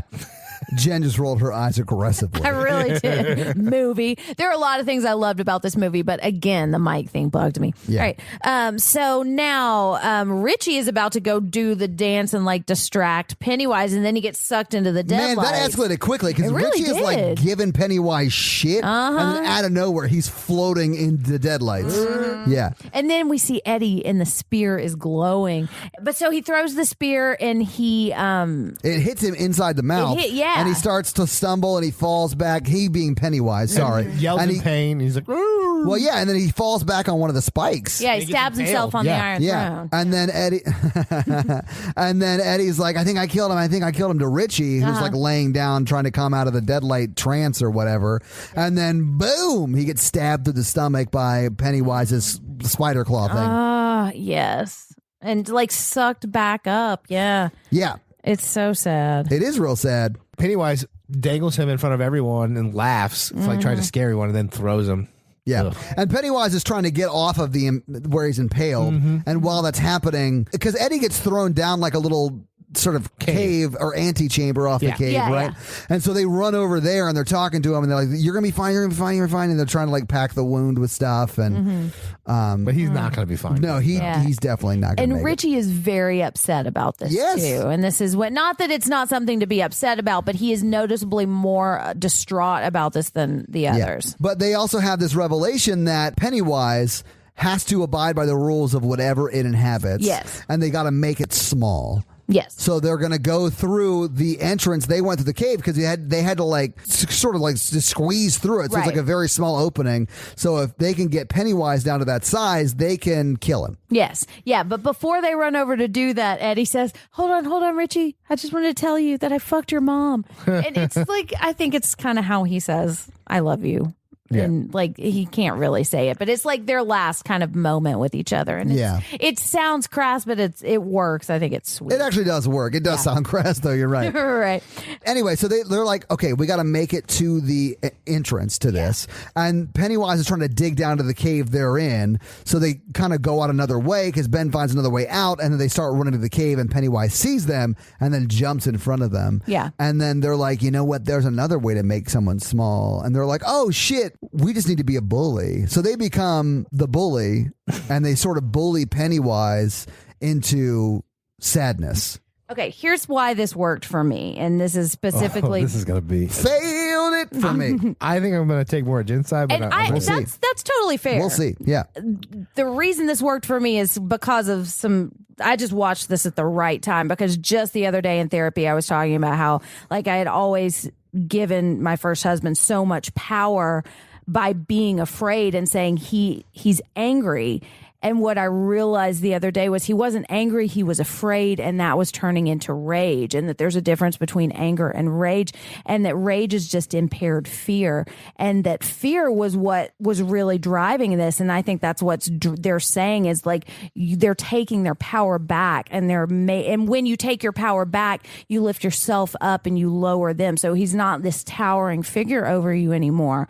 Like you become the person to be feared. And I think by confronting this and saying what it actually is, saying the truth of all of this stuff, like you're just a clown. And I see what you're saying. Like he's saying insulting things. I don't disagree with you, but the way they do it is by verbally abusing and bullying Pennywise. I agree. I think that I don't disagree with the metaphor. And if they had done what you just said, I'm on board for it. But they didn't. They verbally abused him and called him a clown and were just making fun of him. And which I don't care. I don't feel bad for Pennywise. Right. But it's just a shitty way to display the metaphor. Because I agree. The metaphor you just laid out, if they had done that, would have been awesome. But that's not what they do. And I think what they're doing here is they're taking those insults and they're hurling them back. And that may be... Well, no, they're actually pointed insults at Pennywise. Well, that's what I'm saying. Pennywise never called them a clown. They're not taking the power back from Pennywise. They're just directing it somewhere verbally abusing Pennywise, which again, I don't give a shit. Pennywise is not to be you're not supposed to feel bad for Pennywise,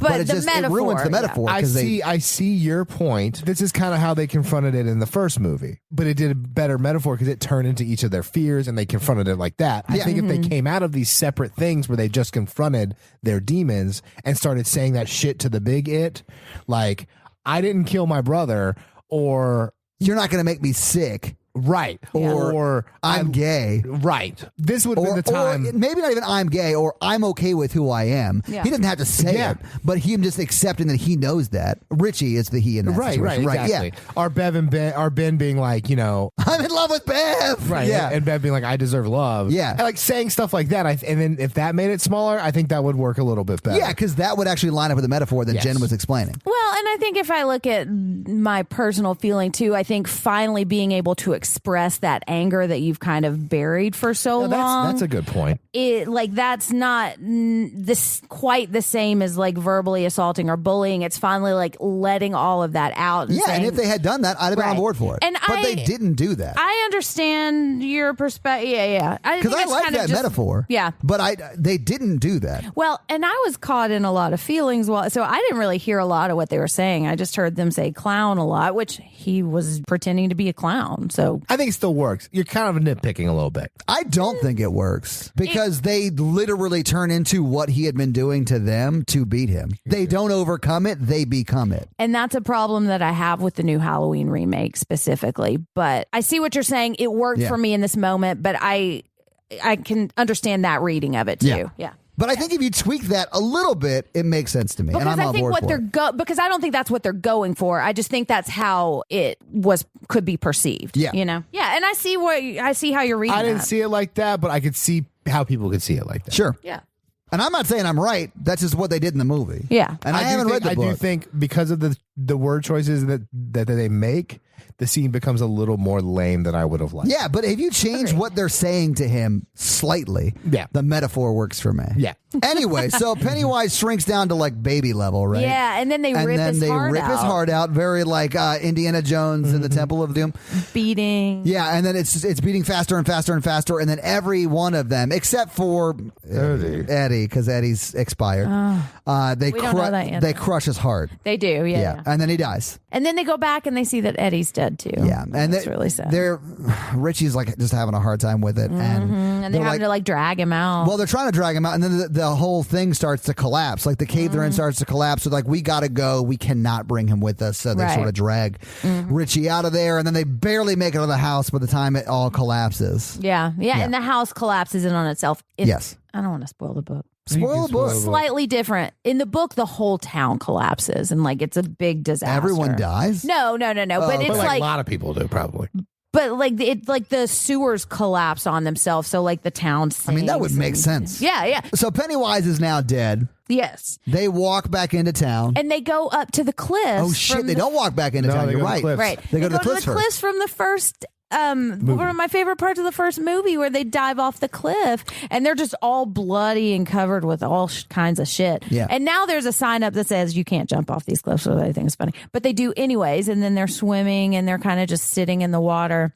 I like the way they did the jump in scene because it's all the guys are on the sides and they let Bev jump first. Just I like that in a the lot. first movie, because she's the one who wasn't afraid to jump off. Yeah. But yeah, they are all sort of not really swimming so much, but sort of like standing or sitting in the water, cleaning themselves off. And they're talking about what Eddie would say. How Eddie would have hated it. Yeah. And then Richie just starts like sobbing. Yeah. And they sort of go over there and have like a really nice moment with him. And I really love, like, it's really, really sad, but like to break the tension, Richie's like, I really appreciate this, but I don't have my glasses, so I don't know who you are.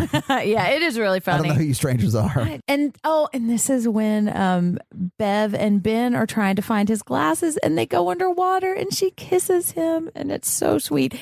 All right, so anyway, we see them walking into town. The remaining, I guess the now only the living members of the Losers Club, and then they see the reflection in the shop window, and it's all of the Losers Club on their bikes. Yeah. And that's straight out of the book, and it's really a sad, like a bittersweet memory. Yeah. And then we see words in the sky, and it is words from the book, one of the last parts of the book, and it's so sweet. So he's finishing one of his books, and Bill is finishing a book, and they throw that thing in again, like, I know where I'm going this time. This one's gonna have a good ending. Right. Wang. And this is a difference in the book and the movie that I really like, because in the book they start to forget again. Oh, yeah? And it's so sad, except Mike forgets too. And they call, and it's like the writing in their phone book, or the writing in their like connections book, is fading over time. So they can't, even if they want to go look back, they can't. And so now we get the Stan letters, which is not in the book, but I like it. The not suicide notes. The not suicide notes. Yeah. I like it too. And I too. Yeah. He's just talking about how, like, I knew I wouldn't be able to be there. I would have been a weak link, and so I'm just taking myself out of the equation. Yep. This is when we see Mike packing up and leaving town. Yeah, Mike's like, I'm getting out of this. And I imagine he's going to Florida, because that's where he talked about wanting to go. It doesn't really say, but that's what I thought too. Because they can't give Mike a reason for wanting to go to Florida. Yeah. He just wants to go or something. But yeah, so Mike's leaving town. He's not staying trapped in Derry anymore. So we see Bev and Ben together and in love, happily ever after. On their boat with their cute dog. And then Richie pulls up to where they were carving Henry Bowers' name into Ben's stomach, and he has carved something into this wood, and we saw him carving it, but we didn't see what it was earlier. We only saw the R part of it. We saw him carving it as a child. Yeah. Child Richie had carved R+, and then we see now he's carving R+E, which is as close as we get to actually saying that he is gay in this movie. But it's so sweet. It is very sweet. It's very sweet. Yeah. It was actually a math formula. It was R plus E equals MC squared. Oh, yeah? So is that what it is? It wasn't him coming out. It was him coming out as a mathematician. This whole time. Mom. He finally figured out Pythagoras' theorem. I'm a nerd. This is Stan's voiceover while all of this is going on. He's saying the one They're thing... reading the not suicide notes. Right. Yeah. Says the one thing about being a loser is you don't have anything to lose and you can just be who you want to be. And that's, I think, the lesson that they're all learning in this movie is just be who you are and don't be afraid. Yeah. And that's like, I just realized in therapy, I've been afraid of the wrong thing for so long. I was afraid of like people finding out I wasn't what they thought I should be. And now I'm realizing the bigger thing to be afraid of is trying to be something you're not. Yeah, just not being who you want to be. Exactly. Yeah. But that's the movie. And that's the movie. Thank God. 9,000 hours later, Yeah. that's the movie. Roll And credits. It was plot heavy. There were some things that I think we all kind of thought were plotting and like a little slow. Slog. It was a slog at the beginning. Yeah. Yeah, but I loved it. I liked the part of the beginning because, again, I was seeing my favorite characters come to life, but I really enjoyed it. Talking through it, I think I liked it even more because I think, like the first one, I had some nitpicks with it, but the feeling I got while watching it was just really heartwarming, made me feel good. I really enjoyed it. What about you, Mikey? I agree with Jen. I really, really liked it. I enjoyed it as a film. I thought it was well directed. I thought all the changes they made from the book were really good. I think so too. I Most of them. like the metaphor. I like how it was deeper. I liked how it felt bigger and more important than like a normal horror movie. And I felt like they did something really good with this. Okay. I hated it because it was super scary and I don't like scary things. And it was this kind of scary I don't like. It was very jump scary. Yeah. They weren't cheap jump scares, but I hated it. And aside from the metaphor breaking down right at the end, I liked it. I thought it was good. But I think everyone should watch it, especially if you've read the books. If you've read the books, I mean, Yeah, you may what as are well you- of watch course this. you're gonna watch it if Why you've read wouldn't the you? book. Yeah, absolutely. Also, if you haven't read the books, read the books. I would not recommend reading the I would books. just It watch seems these like they're movies. horrible. Yeah. Yeah, I would Now, just read. You know what you should do is you should listen to the audio version by Steven Weber because it's great. And aside from the metaphor breaking down, I thought it was a good movie. I've got to watch this again because I missed that really important part. The metaphor doesn't become, this is how we overcome it. The metaphor becomes hurt people hurt people. So This we're is gonna how we hurt this turn person. into the thing that has Yeah. hurt us. This is how we overcome it, and that is to become the herder. And that's my problem with Halloween, the new Halloween. Yeah, Good. so let's talk box office. We're watching it on Thursday night Yeah, at 5. 5:00. So, and there were people there. We weren't the only ones there by Yeah, any means. but it Thursday's wasn't not going to sold be their out. biggest night. No, but Thursday's not going to be their biggest night. They're going to make money on this movie. Oh, The yeah. budget for this was $36 million. They'll probably make close to. That seems low. It does seem low. They'll Yeah. probably make close to or more than that in the first weekend. Yeah, I think so. I would be surprised if they don't make well more than that. I think this back movie's got over legs. its I think run. it'll last in theaters through Halloween. Yeah, I me think so, too. So let's Yeah. do fun facts. All right, fun facts. Jen's fun facts. Jen's Now fun with- facts. Always fun. Less depressing fun facts. Well, Doubt it. well, boy. I got They're a usually depressing- pretty depressing. Oh, man. Jen's reality facts. Oh. right. Sometimes they're dark. So with the newer releases, there aren't as many fun facts. Well, yeah, they because it just haven't- literally came out today. So we know Bill Hader was on SNL. Apparently does an impression of Al Pacino very well. Yes, he does a lot of impressions very He well, does. actually. And in the book, Richie is a radio host who specializes in impressions. Oh, really? Yeah. And so they had originally written the Al Pacino impression into the script Nice. when they cast Bill Hader. And he actually asked for it to be taken out because he said it was like old material and he wanted to do something I could new. sort of see that, actually. I do too. I kind of like that he did that. Yeah, me too. Also, he was amazing in this movie, so I don't feel like I lost anything. Did you catch the Star Wars references, though? No. So in the Chinese food scene, he pretends to be Jabba the Hutt when he's talking yeah, about yeah, I did fucking catch Eddie's that. mom. Yeah. So that was a nod to his role in Star Wars. He's BB-8 in Star Wars. He does a lot of voices for I Star didn't know Wars. that. Yeah, he's BB-8. Oh. Yeah. Oh, now Todd, fun fact. Now with even more Todd. Yeah. Less depressing. Yeah, true. True. It's about another movie. All right, so they did not film all of the flashback scenes when they were filming the original movie, probably because they hadn't written the script for it yet. That makes sense. But they had to digitally age the kids down because they had Bev noticeably looked a lot grown. older. Yeah. Yeah. And so if you look at the kids' faces, their faces just look a little softer. And I noticed this when Richie was playing arcade with the other kid because the other kid just looked like a kid. you know, and I could note. But it didn't bother me. It didn't take me out. The hate crime that happens at the beginning of this movie with Adrian Mellon was inspired by a real life hate crime. So in 1984 in Bangor, Maine, which is where Stephen King lives, Charlie Howard was murdered by 3 teens who were beating him for being gay and threw him over a bridge and he drowned. So directly inspired by that. So that was Charlie Howard. And that's just awful that happened and is still relevant today, too. Yeah. Everybody's like, is there going to be a part 3? Is there going to be a part 3? No, there is not going to be a part 3. Why would there be a part 3? I know, because of money. But they've all said there's not going to be an It Chapter 3. They're not Chapter 3, the money grab. Exactly. They call it It's. With a dollar sign. Yeah. Apostrophe, though. It's and ownership. I appreciate that they are not trying to milk this money because they're going to make plenty of money. They on are. this, yeah. And so Andy Muschietti is the director and producer of this, and he is going to produce Roadwork, which is another Stephen King, actually Richard Bachman book, which I don't like. But he's also adapting The Jaunt, which is one of my favorite short stories by Stephen King. It's really good. It's more sci-fi than horror, but it's awesome. So I'm excited for that. So yay. So look out for The Jaunt coming who knows when, but it'll be awesome. All right. And those are my fun facts. Thank you for your fun facts. You're welcome. All right, let's do Scary Scale. Hey, listeners. Our scary scale is a scale we use to rank how scared we were when we watched the movie. It's not a ranking of the quality of the movie. It's how scared we were tonight in the theater when we watched this movie. We could also call it the how far did Todd's hat get pulled down over his face rank.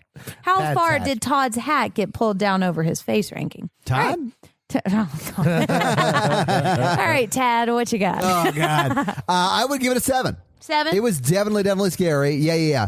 I gave the first one a 9, and I think it was just not quite as scary as the first one, but it was still very scary for me. Mikey? I'm going to give it a 5. Okay. Cool. All right. I don't feel shamed. It's fine. No. Jen, what about you? I'm going to give it a 4. Oh, my God. Now I feel a little shamed. Oh, no. And again, not a quality ranking. I love it. No, I was not particularly scared by any of it. And I think partly because I was just so on board with the metaphor and like how I was feeling about it. Yeah. Rather than, although there were some jump scares. There were some really creepy parts, and it's the first time I've seen it, so it's definitely scared me a little bit. And now that I'm thinking about it, I'm bumping it up to 5 because there were several jump scares that got me. But while we were talking about it, we weren't talking about how scary it was. We were talking about, well, you were, yeah. But I was thinking about like how it made me feel. Yeah, that's how I was you know, and so I think, So this week, you guys made me watch It Chapter 2. What are you making me watch next week? We are watching The Faculty next week. The listener request was so close. Yes, it Jennifer's was. Body beat The Faculty by 1 vote. Yeah. And Josh Hartnett is so dreamy. That we just decided You're to gonna go like for it's it. not that scary. That's what you always say, and I'm always scared. That's not true. Well, it's usually true. All right, well, cool. We'll watch The Faculty before next week. You've probably already seen it, but if you haven't, check it out. It's got Josh Hartnett and Elijah Wood in it. Woo! is that Matthew Broderick in it? No, it's got Jon Stewart. That was Stewart. election. Oh, Jon Stewart today. That's right. So check it out, guys. I'm sure it's But hold on. Oh, sorry. Because if you happen to be looking at the calendar right now, we may or may not have a special surprise for you. So if you're looking at the calendar, expect maybe an extra special surprise in your feed that might be the second part of something. Yeah. And on Friday. I can neither confirm nor deny any of this information. Yeah, so that's next. The Faculty and Winky Blinky. Something Who knows? before then, maybe. Yeah. Question Look mark. at your calendar. Yeah. So we're going to read a 5-star review for you guys. If you want us to read your 5-star review, make sure to leave us a 5-star Then review. leave one. And then we'll read it for you. And if you would put in what accent you want Mikey to read it in, we'll do it that way. This one does not have an accent, though, right? Yeah, but coming up, there might be a weird one. All right, well, we'll see.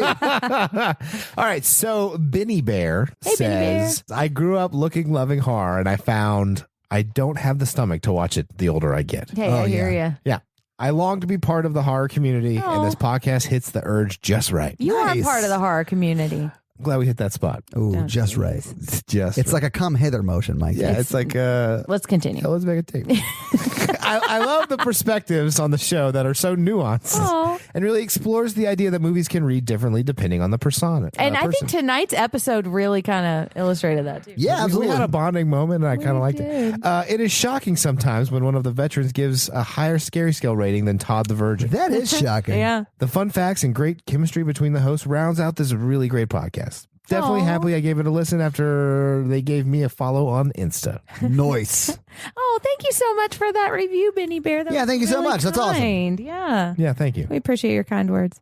Yeah. Hey, guys, leave us some reviews. It really means a lot. And it to really us. helps other people find the show. All right, guys, we are a member of the Modern Horrors Podcast Network. You know the deal with that. If you're listening to us in their feed, make sure you switch over to our feed. You get it 2 days earlier. But if you're listening to it in their feed, you get Death, Dying, and Other Things, the Modern Horrors Podcast, and the lovely Final Girls. And I want to give a special shout out because Luke Rodriguez is getting married this weekend. So Oh, congratulations, Luke. Aw. Luke. Guys, if you want to follow us on the socials at Horror Virgin, pretty much anywhere you can follow anyone. Mikey is at mrandolph24, Jen is at Jen Veratu, and I am at Todd J. Awesome. If you want to check out the blog and other tasty treats, go to horrorvirgin.com and check out, I guess, the things I just mentioned. Nerds. Yeah. Go check it out. They're What are you awesome. doing? Yeah. I wrote a blog about Bev. Maybe I'll post it. So if you're looking to financially support the podcast, we're looking to price out some, if you want We've already priced out some better electronic equipment to It give you guys costs some better a lot sound. of money to It make me does, sound yeah. like an adult. Yeah, so join our Patreon. We got a lot of exclusive stuff only for patrons. Right now, we're in the middle of a listener request. Yes, we are. And the only way to suggest and vote for that is to become a patron member. We got lots of fun bonuses for all different levels. So, yeah.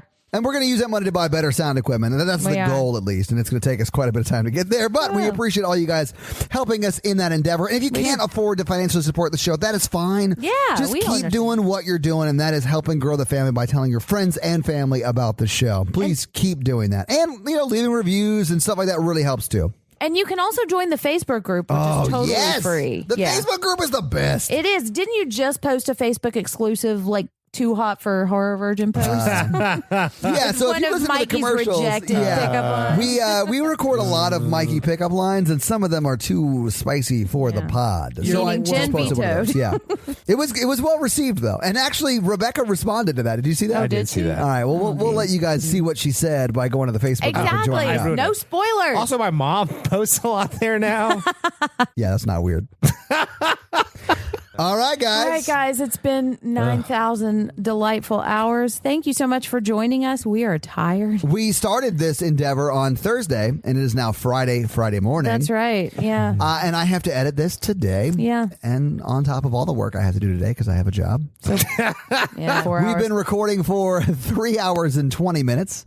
Thank you so much for joining us, guys. I hope you enjoyed it. I hope you enjoyed this episode. We love you. Thank you. I'm Jen. I'm Mikey, and I'll see you in 27 years because I can't do this again because I'm so tired. And I'm your Horror Virgin Todd, guys. We'll see you next week or possibly on Oh, yeah. Oh, yeah. Look at your calendar, guys. Friday the 13th, too. Yeah. The second digit of Todd's phone number is Wah-ha-ha. 1.